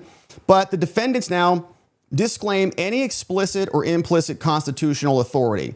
They say that they lack authority to do this. Congress has control over all federal property, and in the absence of any authorization specifically, they can't do it. So now this will inflict permanent and irreversible harm to the aesthetics of National Trust members. One lady just doesn't like how it looks. And therefore, we affirm the lower level injunction. And I wanted to see if there was a little bit of a fact section here that articulated what this woman was so mad about. But lots of history. Congress appropriates funds and more. They established an act. And the Senate is going to explain that, you know, really, the idea that Congress needs to fund anything, we're not using any of Congress's money. This is all separate. So they conducted an assessment. The government environmental assessment also said it's going to disrupt some things and it's going to be significant. And then they started demolishing and building. Then the National Trust got wind that this was happening. They sued. And I don't know if they're going to give us details on the lady walking around, but ultimately that was her main claim. So we'll fast forward to the dissent because I think this will be the winning argument. And it starts down here from Judge Rao. You get the point. So the lower level injunction stays. We affirm the injunction. Only certain types of building can continue, but they're going to stay the ruling for 14 days. So Trump can go to the Supreme Court if he so desires. And as he just mentioned, he will. So now the dissent says, all right, listen, Judge Rao dissenting. You know, construction is already underway here. The president has determined that this is necessary for security and secure space. So objecting to this, the National Trust sued. Lower level judge blocked the construction, saying this is a blatant abuse of discretion. Now to begin with, first of all, the district court had no jurisdiction and no standing to stop this at all. The ballroom is also likely within the president's power and purview to make improvements. And finally, the balance of the equities overwhelmingly favors the government. They elevated the aesthetic displeasure of a single passerby. Okay, one lady walking around says, I'm just going to block my view over the government security interest in a ballroom and the security risks of leaving an open construction site at the president's home and office. This is insane. The errors in the equitable judgment require vacating the injunction, but that's not what happened. The district court seized supervision of construction at the White House. And my colleagues, the Biden-Obama judge, they affirm this judicial overreach. And because this is beyond the power of federal courts, construction should be allowed to continue. And so therefore, I respectfully dissent. Now we remember, last summer, Trump said we're building a ballroom. And all of this exists within the president's park. It's his branch of government, and the whole thing is being funded with private donations. Now, the trust came out, and they filed this lawsuit, as always, under the APA, which is the catch-all provision that they sue anytime they don't have a better claim. District Court denied Trump's request. Then they amended their complaint, and it went back to the court. We've got some appeals and remands and more. Now, we're fighting over a preliminary injunction. We know there are various elements and components to assessing whether a preliminary injunction is valid. But the first level that we need to go to is whether or not there is even standing to sue. The trust is not entitled to relief because they don't have standing. Now, the fundamental problem for this is whether this lawsuit is germane to what Congress has passed in law. But the trust is not a private association. It's a congressionally chartered nonprofit, and their lawsuit is not germane to its statutory purposes. In other words, this trust was built for something. Policing buildings is not the statutory basis for the creation of the trust. They're not actually forming a function that they were created for. Congress empowered the trust to do a couple things: get donations for historic buildings, preserve and administer for historic sites, accept and administer gifts for preservation efforts, execute other specified statutory functions. That list, as you can read, doesn't include any sweeping purposes to just go police buildings being created. The White House is located within the president's park. It's part of the national park system. The trust, therefore, has no statutory authority related to the White House at all. And it cannot acquire donations of real property there. It cannot administer anything there. This limitation is reinforced by the fact that Congress is elsewhere given special legislation for the park, and the trust is not included. But the district court came to a different conclusion. Each one of those conclusions is fatally flawed. But they can't rely on the trust's authority under statute to do this, so they instead turned to broad, vague generalities. And my colleagues, the Biden-Obama judges in the majority, they offer new arguments about germaneness, but those arguments were already forfeited. Nobody even brought them up.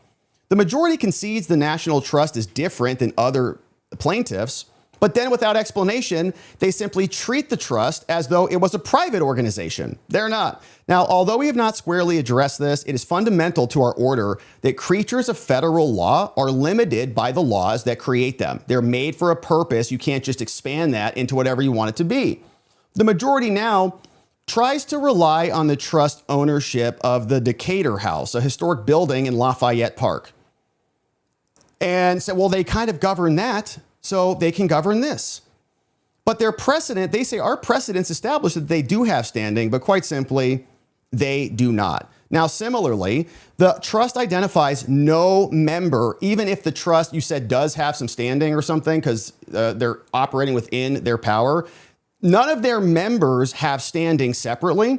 And so since there's no underpinning from a member that can translate up into the trust, there is no standing. They are relying on a single member. Her name is Allison Hoagland, appropriate. She says the aesthetic harm that might arise from the ballroom is, I won't like how it looks. The district court standing rests now on an embellished account of her declaration and filling in claims of harm that she maybe didn't even make. Looking at her actual statements, she hasn't demonstrated any imminent or any particularized injury in fact at all. She's not being harmed.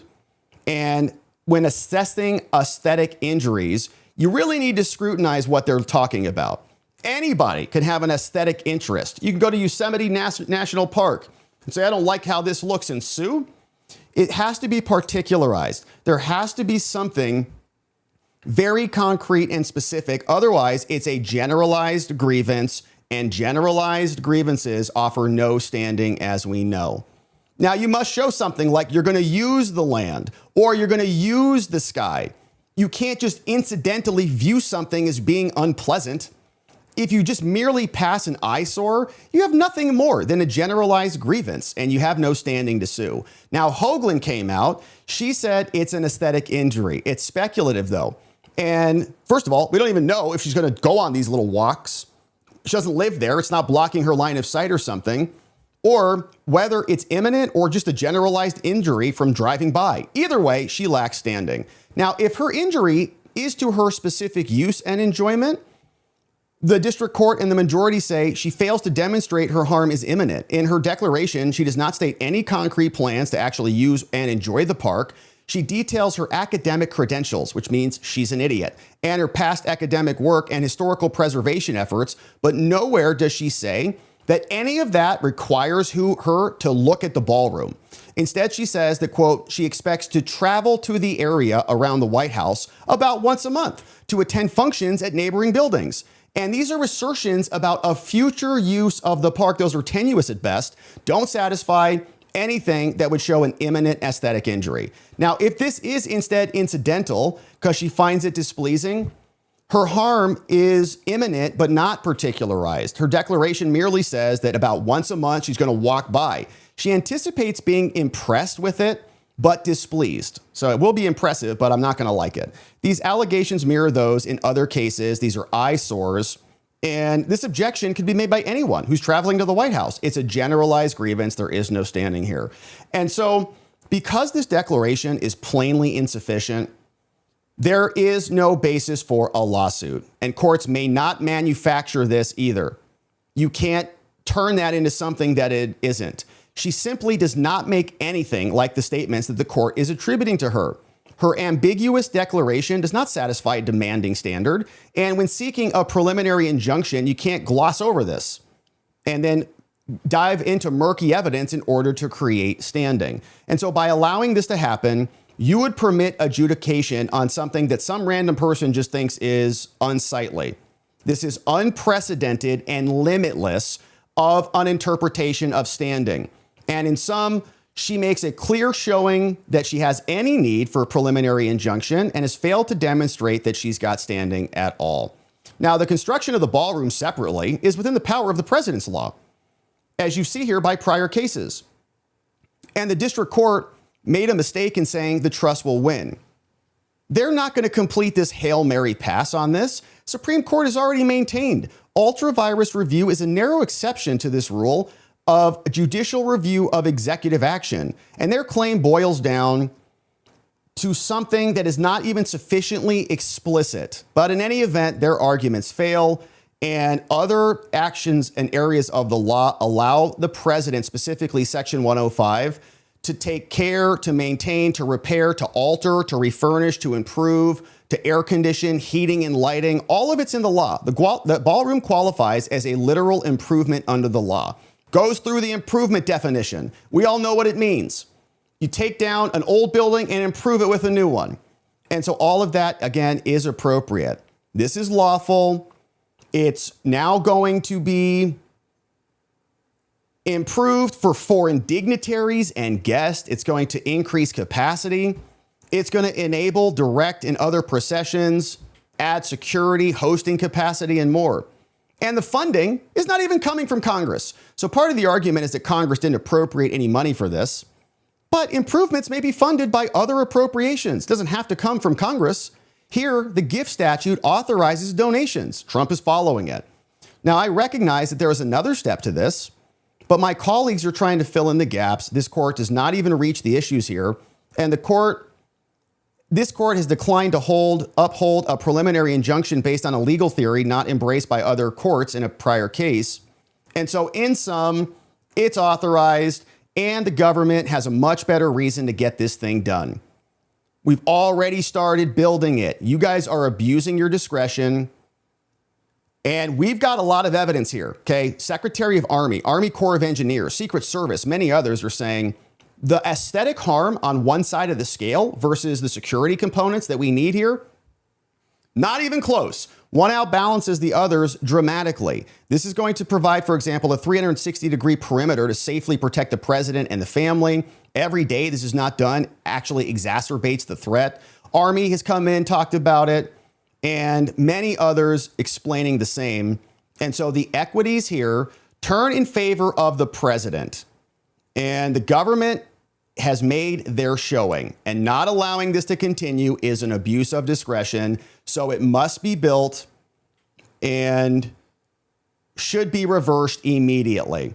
lots more details here. But in deciding this, that the ballroom construction has to stop, exclamation point from the lower level judge, the district court transgressed the equitable authority of the federal courts, not something you have the power to do. So the preliminary injunction here is a clear abuse of discretion and must be vacated. Therefore, I respectfully dissent, and this case is going on up to the Supreme Court of the United States. And I think Judge Rao's argument is a lot better than some random passerby who just doesn't like how it looks. But unfortunately, we've got these two Obama judges, Mr. Bradley N. Garcia and Judge Patricia Millett, who say, we're going to stop Trump from actually doing anything if we can help it. But Trump, not going to let that go. We're going up to the Supreme Court, and we'll see what the Supreme Court has to say. Thank you for joining us as we keep our eye on this litigation and more. All right, and one more update on the day, and then we'll hear from you. Here is this one from Fauci. The Fauci family having a breakdown out there after the criminal contempt referral has been sent over to the DOJ. You see Fauci here walking his trash can out with a sour scowl on his face, and his wife, who is now flipping off the camera because somebody just wanted to ask them a question or two. Buckling under the pressure now as the truth comes out. And Fauci is apparently letting his wife drive, which explains a lot about the man in general. But we see that the background here came over from the New York Post, saying that the wife is now fed up and is taking it out on the press, saying Fauci is grouchy. Oh. And Fauci looked downright miserable on Thursday after the Senate committee voted to hold him in contempt. Just hours after the vote went by for potential prosecution, Fauci was frowning on his porch. Lives in a $2.4 million home that he shares with his wife over in Georgetown, hopped in the passenger seat, and then was driven away by his wife. Grady, apparently enraged by the photographer's presence in her neighborhood, flipped the camera off. What a just disgusting person. Saying here that Fauci stared blankly out the window. He's like in one of the movie scenes, staring out the window into the rain as soft, somber music gets played. Earlier on Thursday, the Senate voted 8-5 along party lines to hold him in contempt. He invoked his fifth 111 times, even though he said he would never do that because he would just trust the science. And he's having a rough time out there. That's what happens when the truth catches up to you there, Fauci. So the pardon, of course, immunized him against any prosecution going all the way back to 2014, which is a strange thing. If Fauci is only being protected for his COVID actions, why did the pardon go all the way back to 2014? Oh, because that's when he created it. So the Brooklyn doctor had been hauled in to testify, then didn't answer anything, and is now very unhappy as his wife is having essentially a breakdown and has either been or is now becoming a very vulgar and ugly woman. So what we see is Rand now hand-delivered the referral over to the DOJ. The vote took place yesterday, but it's official, says Rand. Letters to prosecute Fauci have been hand-delivered to the DOJ, and we got 2 copies of those in case someone needs them. One to Todd Blanche, one to Jeanine Pirro, and hopefully both of them read them and have a nice little meeting about what is coming next. Now, if you missed it, here was the vote officially to hold Fauci in contempt. Seeing no other motions, the question is on reporting of an original resolution regarding contempt of Congress. The clerk will call the roll. Senator Johnson. Yes. Senator Langford. Aye. Nice. Senator Scott. Yes. Senator Hawley. Aye. Senator Moreno. On behalf of the millions of people harmed by Anthony Fauci, resoundingly yes. Senator Ernst. Aye. And who the F do you think Senator you are? Rudy. Senator Peters. No. Senator Hassan. No. Senator Blumenthal. No. Senator Fetterman. Oh, John. Senator Kim. No. Senator Gallego. Absent. No by proxy. Senator Slotkin. No by proxy. Senator Paul. Yes. Mr. Chairman, on the vote of those present, the yeas are 8, the nays are 5. On the vote by proxy, and for the record only, the yeas are 0, the nays are 2. On this vote, the yeas are 8, the nays are 5, and the motion is agreed to. Seeing no Nice. So Fauci voted to be held in contempt. The documents now delivered over to Congress. And it's not over yet because Fauci apparently has an entire copy of his phone now in the possession of Ron Johnson in a different committee. And this story came from the Wall Street Journal saying that they'll be going through his text messages and everything else that's still on there if it hasn't already been deleted. Saying here, the iPhone has now been transferred by the Department of Health and Human Services over to Ron Johnson's Homeland Security Committee, saying the revelation came just days after the Journal was released. Two Republican senators, Johnson and Rand Paul, been increasing the pressure on Fauci. Fauci invoking, even though he said, I am the science, I can just explain it. He couldn't do that, obviously. So Fauci turned in his government phone when he retired, according to a person familiar with the matter. They typically return their devices after they're ending their services. He used the phone during his time at NIAID. He, of course, played a central role in wrecking the nation and was there for a long time. So the phone was provided to the subcommittee by HHS, according to a chairman, spokesperson, led by RFK Jr. Thank you, Bobby. And he, of course, is not a fan of Fauci at all. Phone could be part of more public dumps on the way. They've got millions of additional Fauci-related pages from government servers, many also saying they're pressing for more. And now states, including 4, we saw 3 have already joined in on a subpoena, started out of Florida against Fauci. But now lawyers for Fauci are not returning a request for comment.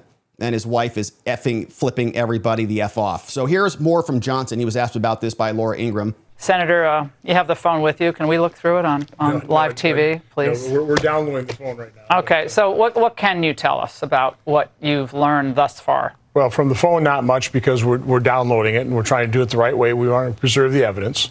I can tell you that what we have looked at, it predates the pandemic, so that's good. You know, the way we're going to use it, obviously, is we'll compare key moments, see who he was texting.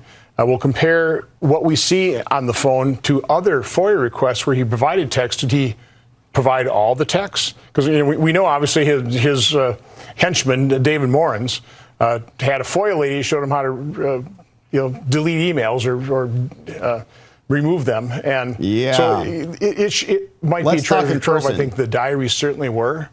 Showed Fauci for the complete phony that he was. Senator, yeah, he was a phony. So they got the phone. We'll ultimately see what happens. Rand was also talking about the criminal referral. Here's what he said.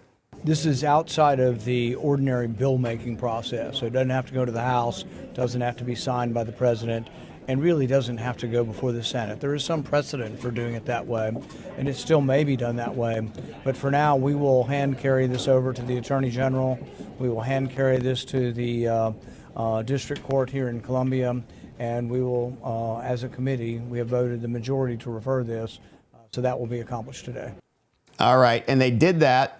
And the president himself was asked about this. Do you think Fauci should be prosecuted? Here's what President Trump said. Do you think the DOJ should prosecute Dr. Fauci?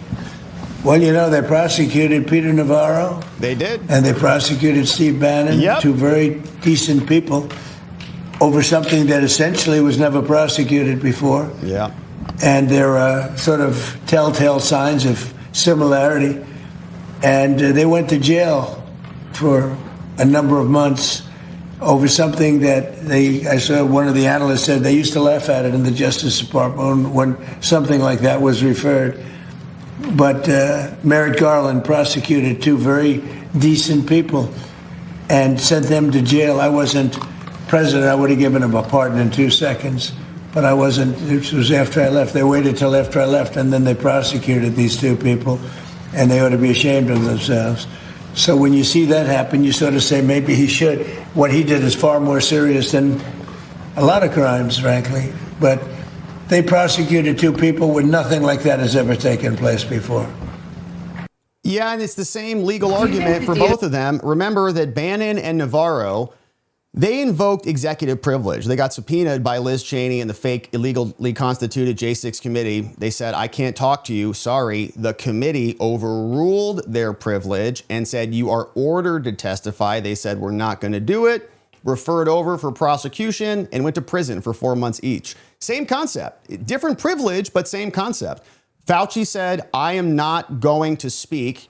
He got a pardon to refuse to speak. He's arguing the pardon is essentially protecting him against speaking, and that his Fifth Amendment right is now also protecting him against speaking. And so he invokes the Fifth, even though the pardon basically, minimizes the application of the Fifth.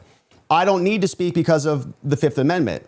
Rand Paul said, I see your privilege. The pardon basically evaporates that privilege, and you are ordered to speak. Same thing that Liz Cheney did.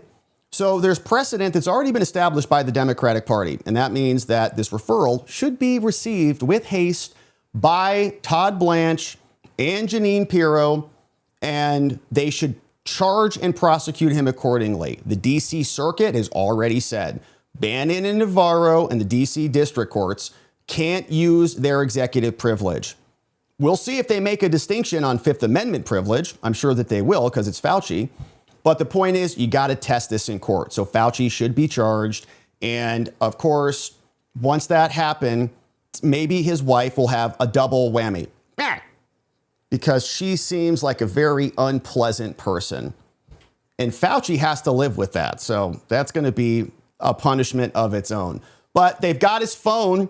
The criminal referral has gone over. There's precedent for charges. So hopefully Todd Blanche and Jeanine Pirro pick it up and run with it.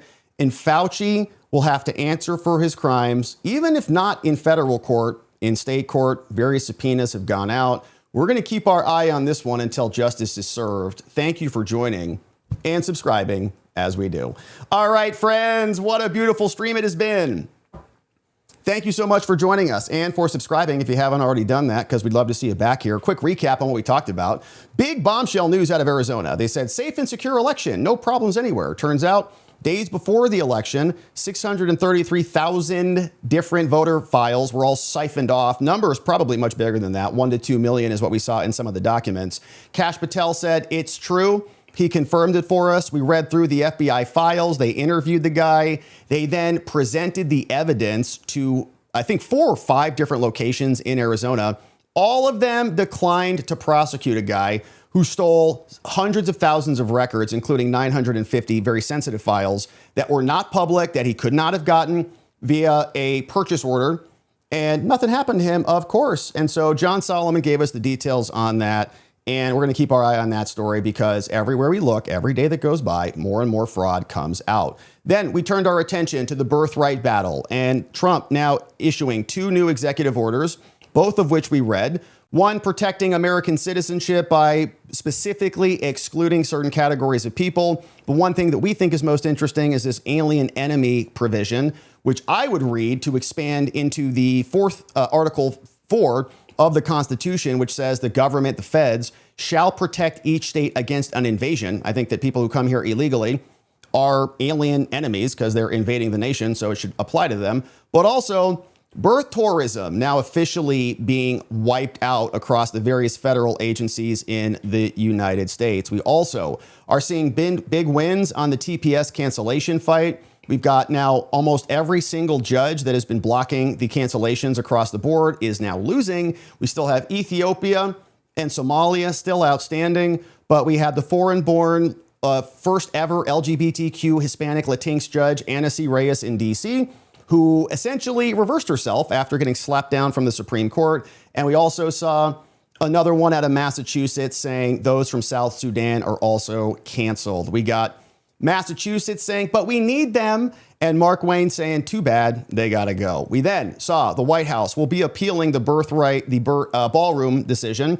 We had 2 leftist judges come out and block it, saying that some lone person walking in a park who doesn't like how it looks has standing to sue and block the entire federal government and the executive branch from building this thing. But the dissent, I think, put together a much more logical and reasonable argument, and Trump will be appealing it largely, I would argue, on the basis of what was articulated here. So we got a preview of what will be hitting SCOTUS very soon, and that's what we got on that one. Then we saw that Fauci and his wife are flipping everybody off out there. Very unhappy about the fact that Fauci has now been officially referred for contempt over by Congress. And so the documents were walked over by Rand Paul to Blanche and Jeanine Pirro. And we saw the actual vote count happen. We heard from Rand. We also saw that Ron Johnson has Fauci's cell phone. Don't know if he wiped anything or if they can restore it or what they'll find on there. But we got some good stuff to be coming soon. And even Trump himself says now it's time to prosecute Fauci. So bunch of good stuff happening here, my friends. And once again, thank you for joining us and for being here and for all the great comments. Now let's see what you have to say about this. And happy Friday. I hope your week was amazing. And thank you for these great comments, man. What a bunch of great comments. Thank you, friends. Hey, and what's going on? Oh, man, I need a car like that. I need a truck like that. Look at that beautiful thing. God bless America, baby. It's amazing. Hey, Jason on Blast. Hey, congratulations, man. Thank you, Jason. Jason on Blast, Membo for 14 months as a Membo. Thank you, Jason, man. We appreciate that. Thanks for being a member. We are planning on a morning stream tomorrow. We'll see what time. It may not be at our regular time because this baby was very active last night, I will say. Very surprisingly active last night. And so it was a little bit of a, it was a first 12 hours into the world type of night. But we'll see what happens tomorrow morning. We might need to postpone our members only stream tomorrow morning, but we'll be doing one tomorrow on Saturday. Patty Rod, hey, good evening from the free state of Florida, and congratulations on the baby. Thank you, Patty Rod. We're super excited. Sev Russ says, hey, what's up, Sev? Thank you for bringing in 5 new members, my man. Welcome aboard, everybody who got gifted, courtesy of Sev Russ. We'll see everybody tomorrow morning. Will be a lovely day. And yeah, if you're just joining us, we got a new baby boy, Cannon James Gouveia, 8 pounds, 1 ounce, 20 inches long, born at about 10:40, August 6, 2026. What a glorious day. Hey, I'm P Picking Cute. You know, and the minute Joey saw that head of full black hair and his little red, squishy, adorable face, he forgot all about the extra part his nephew came with, right? Yeah, Joey really wanted a girl, but he hasn't even mentioned that at all. He's like, hey, congratulations on your boy. He was happy, but my mom said he did roll his eyes when she told him. Reminds me of that kids movie where the parents order their robot child and he says the bolts mean it's a boy or something like that. Give me a break. It's been a while since I've seen it. So thrilled for you guys. Couldn't have happened to better people. Man, thank you, I'm P Picking Cute. Yeah, Joey and fam are coming out. They'll be out here, I think, at the end of August. So they'll be here. I'm sure Joey will be making many appearances here on the show. Severus, man, thank you, Severus. Hey, congrats to Rob and Alexis and baby Cannon. Thank you, Severus. Amazing to have you here. Thanks for all the support throughout this entire birth experience. It's been great. Michael Stetson, hey, thank you, man. 39 months, Michael. That's multiple babies. And says, congratulations, Rob and Alexis. Thank you, Michael. And I'll make sure I pass these all along to her if she's not listening in. Thank you for that. Mark Burton, 26 months, man. Good to have you here. Thank you for being here for so long, Mark. That's almost 3 babies, pretty sure. Happy Baby Boy Day. It's a boy. No, we weren't sure, but it's a boy. And it's got a full head of hair, too, this little baby. So it's pretty good. Thank you, Mark. We appreciate it. Just Don Soulless Ginger. Hey, but his nickname is Little Agamemnon, right? Congrats. Yeah, probably. Or Harambe or Tiberius or Genghis. You know, those were all good. We were stuck, and then Cannon came out, you know, so that's what we had to do. So Just Don Soulless Ginger, thank you for that. 41 months, Just Don, that's a long time. Can't wait to see you tomorrow, too. Hopefully you join us on the Saturday stream. The Average Mountain Man, hey, thank you. Congratulations to both of you, and welcome to the world, baby Cannon. Yeah, over 24 hours old now. So had a 1-day birthday at about 10:40 this morning. We celebrated with a big poop. It was good. So thank you, The Average Mountain Man. We appreciate that, man. And Leonidas, too. I forgot the other nickname, Leonidas. The Average Mountain Man, thank you for the dono. We appreciate that. Here's a congratulations from Voice. Hey, yeah, congrats, brother. Lots of sleepless nights ahead. Yeah, I noticed that. You know, today, I was, holding him for a lot of the portion of the morning today, just kind of staring into his beautiful little baby eyes. And he was sleeping almost all day. But last night, it's like the inverse, so I guess I have to get used to that. So long nights of not sleeping and then days of sleeping. Be good if we could reverse that, but we'll see what happens tonight. Thank you, Voice. We're excited about it. We're thrilled. And Alexis is like a superhero. She's just amazing. And, she's up feeding the baby all night long. I'm just kind of sitting there. So thank you, Voice. We appreciate that. Mike Story, what's up, Mike? 16 months as a member. Will SCOTUS rule on the ballroom setback again? I think so. I think that they would rule on this. I'm not sure why they wouldn't. Did they send that back down once before? Maybe. But I would think that they would rule on it. I mean, this is a pretty big issue. Like, the executive branch needs to get this done. There's an open, gaping building right in Washington, D.C. So I would imagine there'd be some incentive on this. So thank you, Mike, for the dono. We appreciate that. And Run Mead, hey, remember to pay at least the industry minimum for baby's appearance. Industry minimum for baby's appearance. It's like a baby like facial or something. Like, you go and you get like the cucumbers on this baby's face. I'll have to look into it. Thank you, Run Mead. Yeah, thank you. Hey, Elk Plow, 1 month as a member. Remember, babies have their own schedule. I learned that last night. Like, okay, it's bedtime. He's like, no, we're not sleeping. You're not sleeping. Mom's not sleeping. Probably the neighbors are not sleeping. So just get ready. I'm like, all right, thank you, Elk Plow.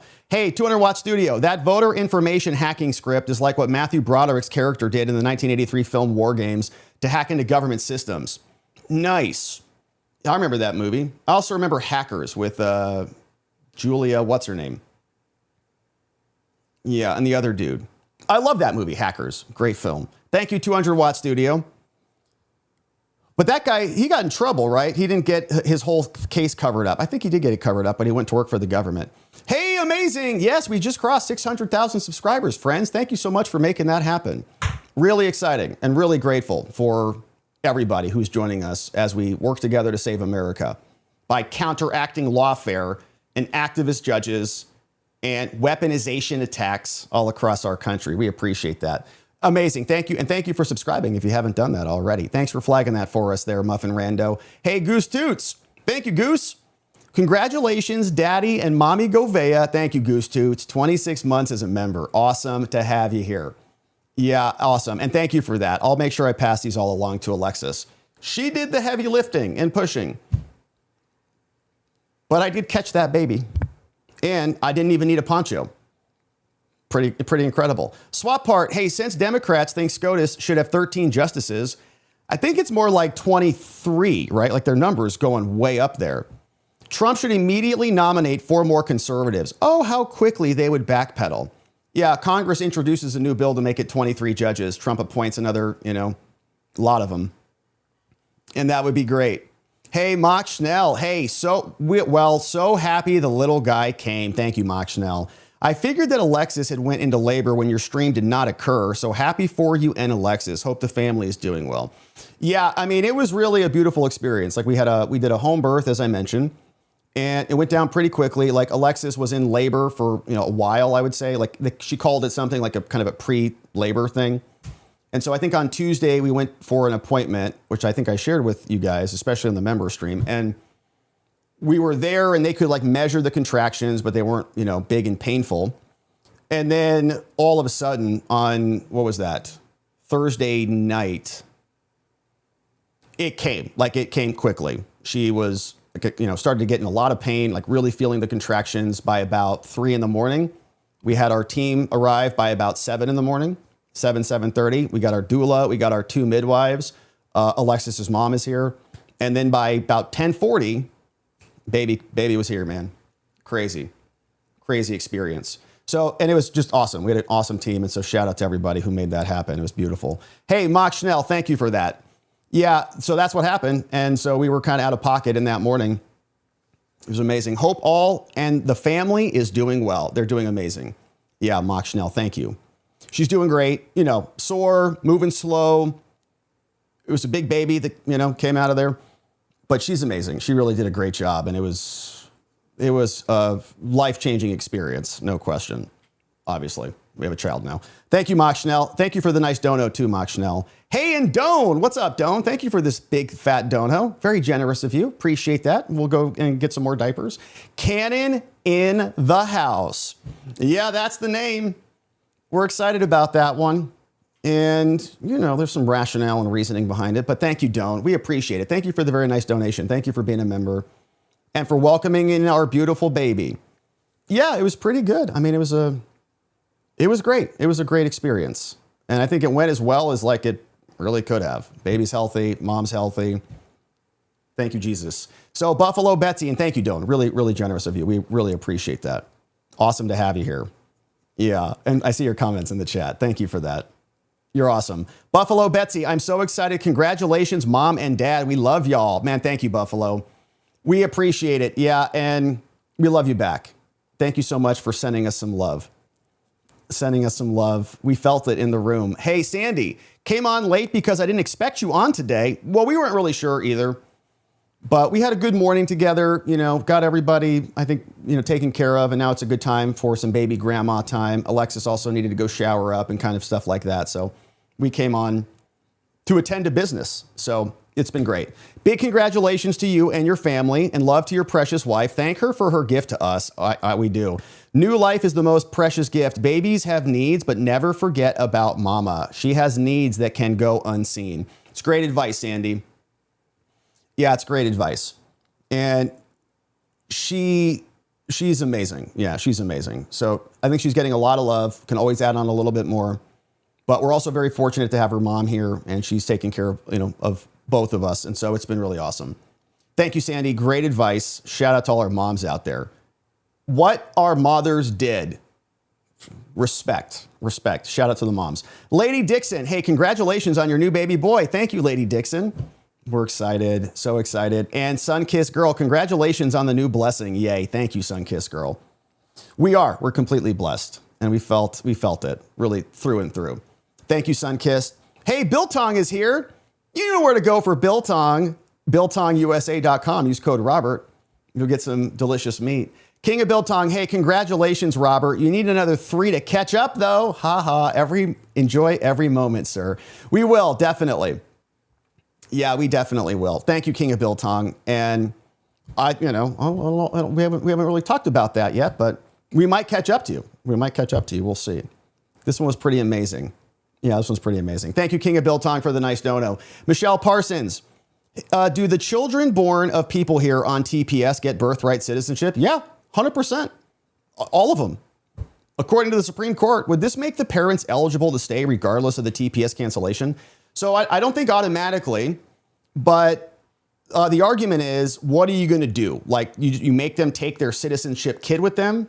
Answer, yes, like the whole family goes. But when the kid's 18, then the kid can then petition for the parent to come back and stay. But otherwise, yeah, I mean, you don't even have to be on TPS. You can just be here on a tourist visa, according to the Supreme Court, and your babies all count. Crazy.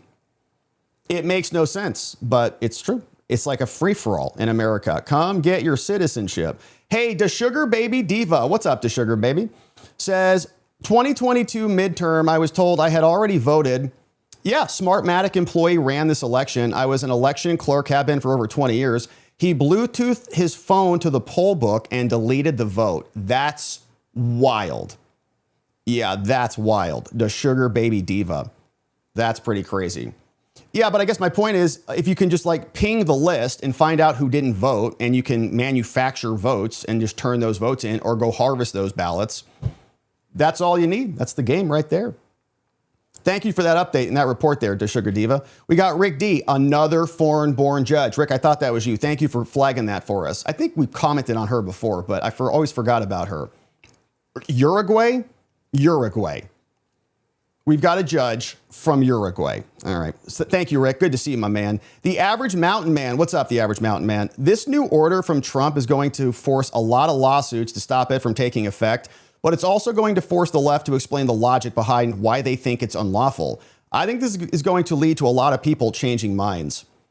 Yeah, on the birthright stuff, I would imagine there'll be a lot of lawsuits against that, because they need a foreign population to come here and replace the domestic population. And nobody on their side wants that to be impinged at all.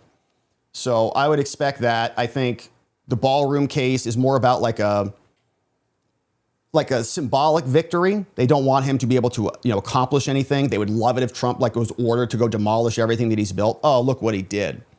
But I think they'll work on that, because they can't let him win at all. Curtis Bartle. Hey, congrats. That boy will need a sister. I think it's a good point. And, boy, sister, I think that would be a good, pattern. Thank you, Curtis, for being here for 49 months. Amazing to have you here. and for the comment. And Eleanor Schoonover. What's up, Eleanor? Man, it's great to see you. Eleanor, as always, thank you for the extremely generous donation. And for all the great advice that you sent our way, and for all the connections that you've sent our way. Eleanor is an amazing person. It's been great to get to meet Eleanor, and she's been very helpful, connecting us with some good people in DC and helping our baby, get, situated with some local mom groups and everything. Eleanor, you're amazing. Well done, Gouveia family. Our future looks bright. That's right. That's right. Lil Cannon, if we can't fix this country, if I can't help, I'm going to pass it on to him. So we've got a line of succession now. We'll just pass it off to this little fella. Eleanor, once again, thank you for everything you've always done. You're an amazing person. We love you, Eleanor, and thanks for the prayers as well. And for the big fat dono, Eleanor, you're amazing. She's great. Yeah, a very awesome person through and through. Thank you, Eleanor. We got the Lady Dixon. What's up, the Lady Dixon? One gifted membo over to Saved by Grace. You're awesome, the Lady Dixon. Welcome aboard, Saved by Grace. Mock Schnell bringing in 20 new members. What's up, Mock Schnell? Thanks for doing this. Maverick Mowers. What's up, Kev Tech? We got Becky Slaughters. New Crisis. We got Emerald. Bill Cooper Hicks, welcome. Meemaw Mac and Cheese. What's up, Echo X Streaming. Salterson. E. Magers. We got Mr. Buddington, the Gamer Chef. NJS Swamp Fox. What's up, Wrecker Ball. We got Mock Schnell. What's up, gifted members in Connor's name. Man, shout out to Connor. Thank you, Mock Schnell, for that. Karen Price, Susie, Rich, Dust Goblin, On the Road to Success, and Don't Turn Around, all gifted members courtesy of Mock Schnell in honor of Connor in the house. Mock Schnell, thanks for doing that, my man. We appreciate that. Welcome aboard, new members. We'll see everybody in the morning. Sandy, several years ago, I did a deep dive into the White House and how the land came to be. I wish I saved it to share, but viewers might want to dive into it. West Wing area was originally purchased for $6,000 by the Continental Army. I will post in locals comments on this video as I need more space. Awesome, Sandy. Yeah, that's awesome. History here is pretty amazing. Like George Washington, I think, started the National Botanic Garden, stuff like that. Like, it was just all open. They just put a garden over here and do this. And like how it's actually matured into what it is today. It's pretty amazing. Sandy, thank you. Saturn, dreaming of Mercury. What's up? These judges are P-talk. Like pathetic, maybe? They are pathetic. Yeah, they keep getting slapped down by the Supreme Court. They know what they're doing is not lawful and legal, but they do it anyways. Because they're activist judges. They hate the president. They're working on ideology, not anything legally based. And so we got to do something about it. We're going to keep calling them out right here. I'm P-picking cute. I remember a time when we would ride with coworkers, friends, family to vote, all voting differently. One for R's, D's, outliers, laying bets on who's going to win, laughing about it. Now the left is just crazy. I can't tell you how many times I've been asked if voting Trump was worth losing friends and family. I have to inform them that they are the losers who cut people out of their lives. Disown family members over politics, not us, because you people are insane. Yeah, they were trying to eliminate people from their lives even back during COVID. You can't challenge leftist orthodoxy or you are a persona non grata. Swap Part, what's up? Happy 1 year anniversary, Swap Part, 12 months here. Don't be a grouchy Fauci. That should be a meme. It was pretty good. I never heard that one. Yeah, grouchy Fauci. Wife flipping everybody off out there. Thank you, Swap Part. Simple Davy. Hey, what's up, Simple Davy? Congrats on the baby. From the boys at Off Label. Shout out to the Off Label podcast. Thank you, gentlemen, for the nice wishes. Yeah, it's a beautiful day. It is a beautiful day. Thank you, Simple Davy. Hope the streams are going well over there. Hey, Mary Paquette, 38 months. Wonderful news at the birth of your son. Thank you, Mary. It is wonderful news. And we would have been happy with a daughter as well, but little baby boy, it's good. It's pretty good. Mary Paquette, thank you. And Teresa Thompson, what's up? Can Fauci be held civilly accountable for killing my dad? Man, I wish he could. I think, unfortunately, not. Government employees have some level of immunity. Think of it like qualified immunity. You can't just sue them because you're unhappy with what they've done. If you don't like the policy, the idea is you go vote. Now, maybe there's an exception for Fauci. If there's some evidence that is like outside of the scope of his governmental employ. Like if Fauci was walking down the street and like shot your dad, that'd be different. But he was implementing government policy, right? So he'll claim immunity from that. And I think a lot of the courts will help with that. So I'm sorry about your father, Teresa. It's really horrific. He did that. You're not alone. He did that to a lot of people out there, which is why we stay on this and we want justice. Thank you, Teresa. Hey, Jersey Talks. What's up, Jersey Talks? Welcome aboard. Thank you for raiding the stream. Shout out to all of our Jersey Talks friends and also bringing in some new members over on Rumble. What's up, Antoinette? Welcome. T. Wright. We got Yasman in the house. Jeep, welcome. And The Diligent, gifted members. Got a lot of friends watching over on Rumble. Thank you, Jersey Talks, and thanks for our friends over there watching on the Rumbles. Spud says, under the advice of counsel, I'm invoking my Fifth Amendment right regarding my wife driving me like I'm going to be dropped off at kindergarten. Yeah. What is that? He's like, can you take me to the grocery store so I can get some more macaroni and cheese? She's like, shut up, Anthony. Get in the car. He's like, yes, wife, I love you. Something, you know, it's how I imagine their conversations go. It's like, who are these effing reporters following us around? Like screams at him. He's like, I know. Pathetic. Hey, Rob, what's up? Hey, Jim's computer crashed. Oh, man. Rob, if you have his number, you can give him a call. Recommend a computer for him. Oh, that's a good question. I don't have any strong recommendations, but that sucks. Sorry about that, Jim. So is that why he wasn't streaming the other day? We tried to forward to him, but he wasn't on. So that's a bummer. Hopefully Jim tells you he's back in no time. Rob, congratulations, Rob. Rob, thanks for saying congratulations to Rob. We appreciate that. Hey, Melanie Marino for the new baby blessings. Thank you, Melanie. Man, you guys are sending in some really nice stuff today. Thank you so much for all the nice words, the kind words. Melanie, thank you for that. We'll make sure it goes right into Cannon's diaper fund. Kelly Sell now, add this to Cannon's Trump account. Oh yeah, we can do the Trump account now. That was on our list, but I forgot about that. So yeah, Trump account, baby. Man, that baby's going to be sitting so pretty. Nice. So nice. Kelly Sell now, add this to Cannon's Trump account. Thank you, Kelly. It's a good idea. Just all these donos right into the Trump account, baby. Kid's going to be flush. Thank you, Kelly. Chris Kinsey, little boy on August 6, 1945, little boy was the name of the atomic bomb, ironically. Dropped on August 6. Wow. That's incredible. That's an incredible story. Well, he is like an atomic bomb in our life. Isn't that nice? Just explosive.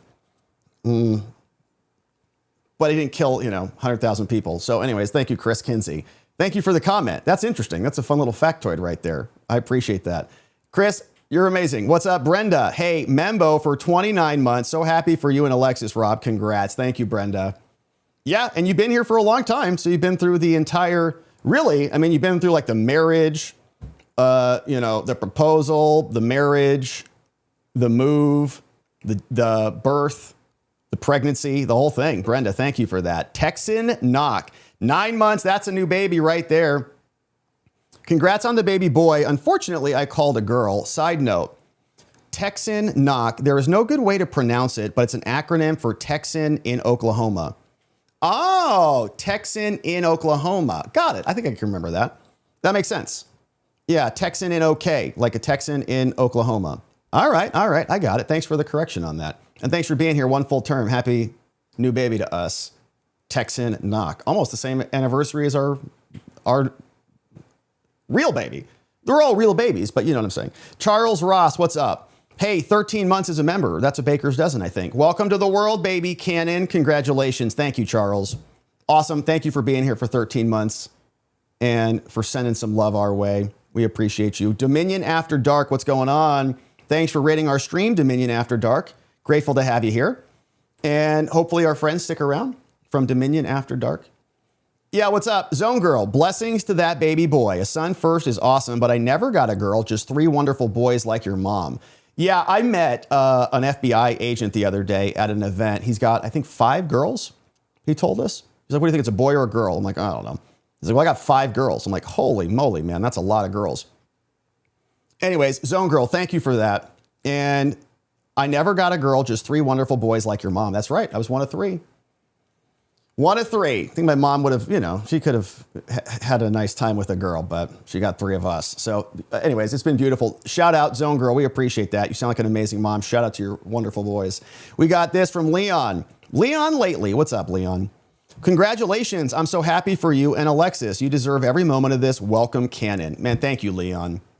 It's a surreal experience, 100%. It is what everyone said and more.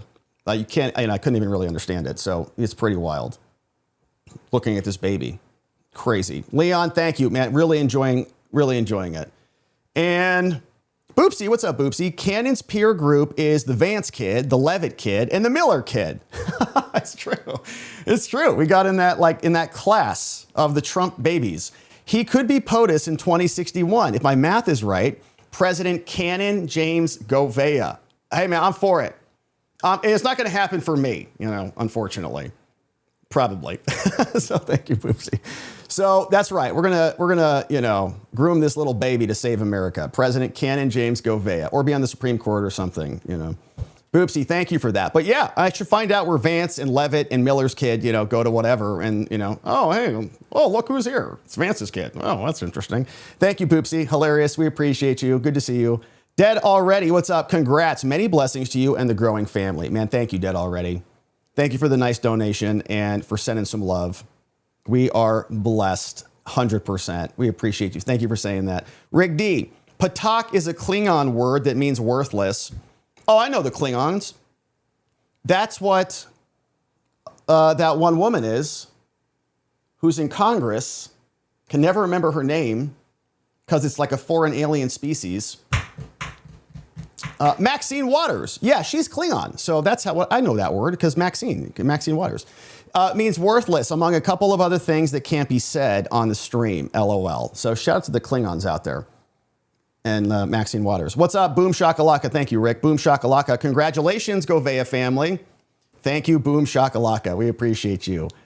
Yeah, it's really awesome. And I'm excited to go hang out with this little baby here in a minute. But Michelle, what's up, Michelle? Rob and Alexis, I couldn't be happier for you both. Congratulations. Instant and absolute love. P.S. Passing on advice I learned the hard way. Cover the baby's pee-pee when changing, or you will be wearing it. Yeah, I'm learning about that. I've gotten pretty good at changing diapers over the last 24 hours or so. My technique has changed completely. It's like, okay, got to cover that up, got to move this over here. Block that, move this around. It's a whole, it's a whole strategy, but I'm working on it. Learning fast. Thank you, Michelle. It's great advice. Haven't been hit in the face yet, but I would imagine that will happen soon. So good stuff. Michelle, thank you for that. And rub some dirt on it. Regardless of your other construction project history, is Cannon the best thing you've ever made, or what? You mean aside from like the swimming pools that I used to build? He's better than the swimming pools, for sure. Yeah, and, websites. He's better than the websites, for sure. Yeah, he's amazing. It's really incredible. The best, I think, rub some dirt on it. Definitely better than that telescope that I got that I haven't sent you yet. So, yeah. So it's been pretty wild. It's almost still surreal. It's like you've got this little baby here. Oh, my goodness. Look at this little life form. What an amazing experience. So rub some dirt on it. Thank you, man. And I know you've got a lot of loved ones at home, so you know exactly what I'm talking about. Awesome. And let's see, any other comments here, and then we'll wrap. I'll go check on Mama and Baby. We got some comments. Hey, Boopsy, I love the name Cannon James. Thank you, Boopsy. Yeah, a little different, I think, right? But I think it fits him. Hey, and Barry, well, Papa Gouveia or Mama Rob, welcome to life. Not being sarcastic, just saying that you'll all have your work cut out for you. Times you would never give up. Your story has just begun, Rob. Thank you, Barry. I think that's true. We've got a whole new world ahead, and we're excited about it. Thank you, Barry. Make America Great. Congrats on the baby. So glad that Alexis and the baby boy are doing well. They're doing great. Yeah, really great. I mean, it's like as good as I could hope for. It's awesome. So, Boopsy, thank you. Make America Great. Nathan, just wanted to say congratulations on the baby. Best wishes to you. Thank you, Nathan. Awesome to have you here. Great to see you again. Sandy. All right, so here's this comment. Originally, the White House was only the West Wing area. After the burning in 1812, it was rebuilt. Then as the years went by, expanded with funds by Congress, which left its true ownership divided. There was no such thing as the East Wing. Most of the West Wing was under control of this WHMO. That makes it a military installation. The jurisdiction of that is of the military. Any crimes would happen under military jurisdiction. Look at the history of the director of the office. You'll see normal procedure until Barack's first term. Then again, Biden. Otherwise, no glitches or anomalies for 200 years. Adding a military component to the East Wing links all that land that is currently untested and in question. The lawsuit to stop it under military jurisdiction. Commander-in-Chief has been ruled to be separate than the role as president by SCOTUS, which I think is why Trump is calling it a military installation now. Not a ballroom, now it's a military building. Any crimes conducted from the White House, as we've seen from decades, would fall squarely under military jurisdiction for investigation and prosecution if the DOJ failed. Interesting. Interesting on that one. Thank you for that one, Sandy. The Veil, hey, congrats to you three. May the big poops be in good measure. Oh, and you mentioned he is a night owl. Totally. He's in tune with the planet's rhythm. Awesome. This is good, and just run with it. Oh, so baby Cannon took it easy on you with the delivery speed. Woo, woo. So for a baby born at 10 a.m., sun sign is Leo. A Leo indicates confident, charismatic, creative, and naturally commanding. Let's go. Moon sign is Taurus. Sun trine is Saturn. Neptune opposition is Venus. So confident, creative, emotionally stable, grounded, analytical, and more. Man, good stuff. Hey, yep, this is going to be a great journey. Much love to you all and many great fun adventures ahead. Man, thank you, See the Veil. Yep, I know. We're going to have our hands full, I think, with a Leo. Shout out to the Leos. My brother Eric was a Leo, and he was an amazing dude. Diane, what's up, Diane Parch? Thank you for the donation, Diane. Really appreciate that. Thanks for being a member as well and for sending us some love on this beautiful day. And it's a lovely time to be here with you. Thank you guys for hanging out with us to celebrate, you know, the biggest moment of my life and Alexis's life. We've got a new baby here, and it's been just an honor to have you join us in the journey. You've sent a lot of good advice, a lot of love, a lot of gifts, a lot of support. And so we're really grateful for you. Thank you for blessing us with your prayers and your love. We felt it big time. So we'll pause here on the day. We'll come back tomorrow for our Saturday members only stream. We'll have a tremendous evening. I'll go check on mama and baby and see how everybody's doing. Neuro D said, congratulations to the newest member of the Gouveia family. You and Alexis are going to be great parents, and I'm sure Mama G is over the moon. There is one little lucky Cannon. Peace and God bless, brother. Man, thank you, Neuro D. And thanks for being an amazing mod extraordinaire. We appreciate you. Yeah, Mama G is very excited. She can't wait to come out here. Hey, Timothy Oakley, happy Father's Day, Rob. Thank you, Timothy. I appreciate that. And Timothy says, congratulations on the birth of your new baby, Robert. Man, thank you, Carrie. Awesome to have you. Neuro D sharing watchingthewatchers.locals.com. In the house. If you want to join us tomorrow, that's one place to do it, watchingthewatchers.locals.com, or, of course, on YouTube. And we'll see you back in the morning. And G-Gum, what is this? Hey, in case you didn't get my message, I'm not sure, did you send it today? So happy for you and Alexis, Rob and baby Cannon. I'm putting Alexis's name first because delivering an 8-pound, 1-ounce baby gives her that rank. 100%. 100%. Glad to see you're taking some time to pause and enjoy your now family of 3 and this most wonderful moment. Take your time coming back, Rob. Nobody here is going anywhere. Love you guys. Give that baby a smooch from G-Gum Geegum. 100% we will. We will. Yeah, and you know, we've had some good time together, obviously, today. I was going to be like, you know, Pete Buttigieg and take off 3 months for paternity leave for, you know, just kidding. We're not Pete Buttigieg. We're, you know, very different than him. But look what Giga made us. Incredible. You are going to be amazing parents, Rob and Alexis. There's baby Cannon getting dropped off to us. Giga, that's so great. And gosh, look at those biceps, man. I got to start working out harder. Look at that. I got to start working out a little bit harder. So, Giga, you're incredible. Looks great. You got Alexis's beauty all captured perfectly. And there's our little baby being delivered down from heaven. What a beautiful thing. Giga, you're amazing. Thank you for being an amazing meme smith and for making that for us. I'll share that with Alexis and the family. Hey, what's up? Night Mover. My daughter is named Cannon with 2 N's, my maiden name. She was born in August as well and is now 49. That's amazing. So shout out. Cannon, my maiden name. She was born in August as well and is now 49 from Night Mover. Well, congratulations to you and your family. So your daughter, Cannon with 2 N's, my maiden name. Amazing. Shout out. Thank you for that, Night Mover. And congrats to your beautiful family over there. Thanks for the donation. And Boopsy, Thursday's child has far to go. Grok told me that means it will be a full and long life ahead. Man, thank you, Boopsy, for that one. And it's a good comment. And Sweet, hey, Sweet Potato, thank you for the nice dono. Very generous of you. Congratulations, you guys. God bless you and your family of 3. Alexis is amazing. 100% true. And Sweet, I know you've just had a couple little ones, I believe, over there. So hopefully your family's growing and doing very well. Thank you for the generosity. Thanks for the love and support. It's great to see you back.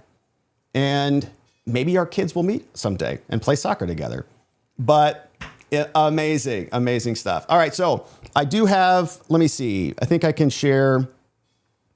Let me share a picture of what's a good one. We'll do a lot of these, these are kind of rough pictures. So let me do something kind of, generic, or let me do maybe this one, which is your boy. All right, I'll kind of embarrass myself and not my beautiful wife. So this is your boy doing a little skin-to-skin contact with this little baby. All right. As soon as this little baby came out, face is mostly hidden, kind of a thing. So here's your boy right here with our new baby right here. Dun, dun, dun, dun. That's your boy. That's our little baby Cannon right there. And that was basically right after this little baby came out. So we're extremely excited, and we got a little skin-to-skin contact right after this little creature came out. And so I'll share that one. And yeah, it's just amazing. So it was really a great experience. And yeah, I think that's probably a good one. That's a good one. I'll validate a couple other pictures with my beautiful wife, and then we'll be able to share some more. But it was like a whirlwind yesterday. But I wanted to share that one. At least that's me, So yeah, thank you so much for the comments and for asking. We feel blessed. We feel just absolutely a lot of love, and we're really thankful to God and to heaven for making the whole thing go so smoothly. And I know Alexis is bouncing back, and baby's healthy, mom is healthy, so it was great. Yeah, thank you guys. So Sandy, my husband didn't listen to me when I told him to use the diaper to block his, So our first child got him in the face. Always block his when you expose it to cold air. Hilarious. Yeah, I know. So good. All right, so friends, once again, thank you for being here. We'll pause here on the night. We'll come back tomorrow. We'll do a members only stream, and then we'll be back on Monday. Schedule might be a little bit wonky for the foreseeable future, but I wasn't naked. I had clothes on underneath there. But you do skin to skin, so you can regulate the baby. Yeah, and that's my shirtless photo. I don't think there were any nips in that photo, though, so we didn't break our nipple rule here, which is good. So, all right, friends, once again, thank you for all the generosity. Thank you for the love. Thanks for sending in your support, for the prayers, for everything that you've done for us. We're so grateful. Alexis sends her thanks times 100 of everything I said. But we'll have a tremendous rest tonight. Happy Friday. I hope that the rest of your evening is beautiful and outstanding. Big thank yous to our amazing mods and meme smiths. Want to thank everybody who is joining us here today, including John in the house. We got Muffin Rando. We got Donut Mind Me. We got K Bean. We got Neuro D. We got Janik, Dog Digger, Geegum Geegum, Elliot, Just Rhonda, and more. Modding the fort down for us, keeping things nice and orderly. And friends, thank you for being here. Thanks for subscribing on your way out.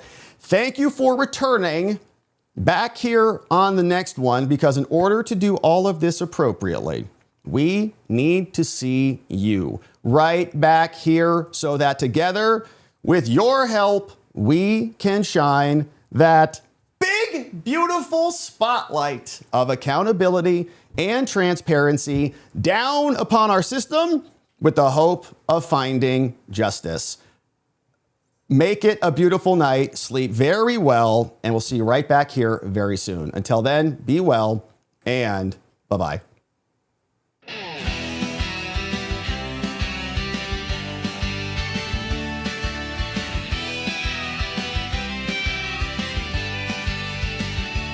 Thanks for watching, my beautiful friends. Now it's that time where the stream must end. You brought the heat with every chat and line. Together we expose corruption. One more time we dove in the truth where the media hides. Lit up the lies with receipts on all sides. The fight isn't over, but we made them sweat. We ain't done yet, no, not just yet. Because together we are watching the watchers. Truth on our side. Watching the watchers. We won't be denied. Watching the watchers. Eyes open wide. Fighting for freedom with nothing to hide.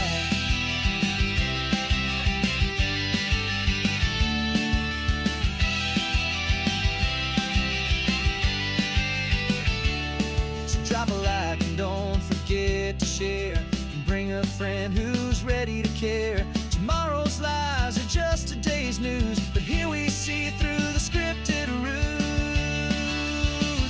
Together we are watching the watchers shine in the light. Watching the watchers defending what's right.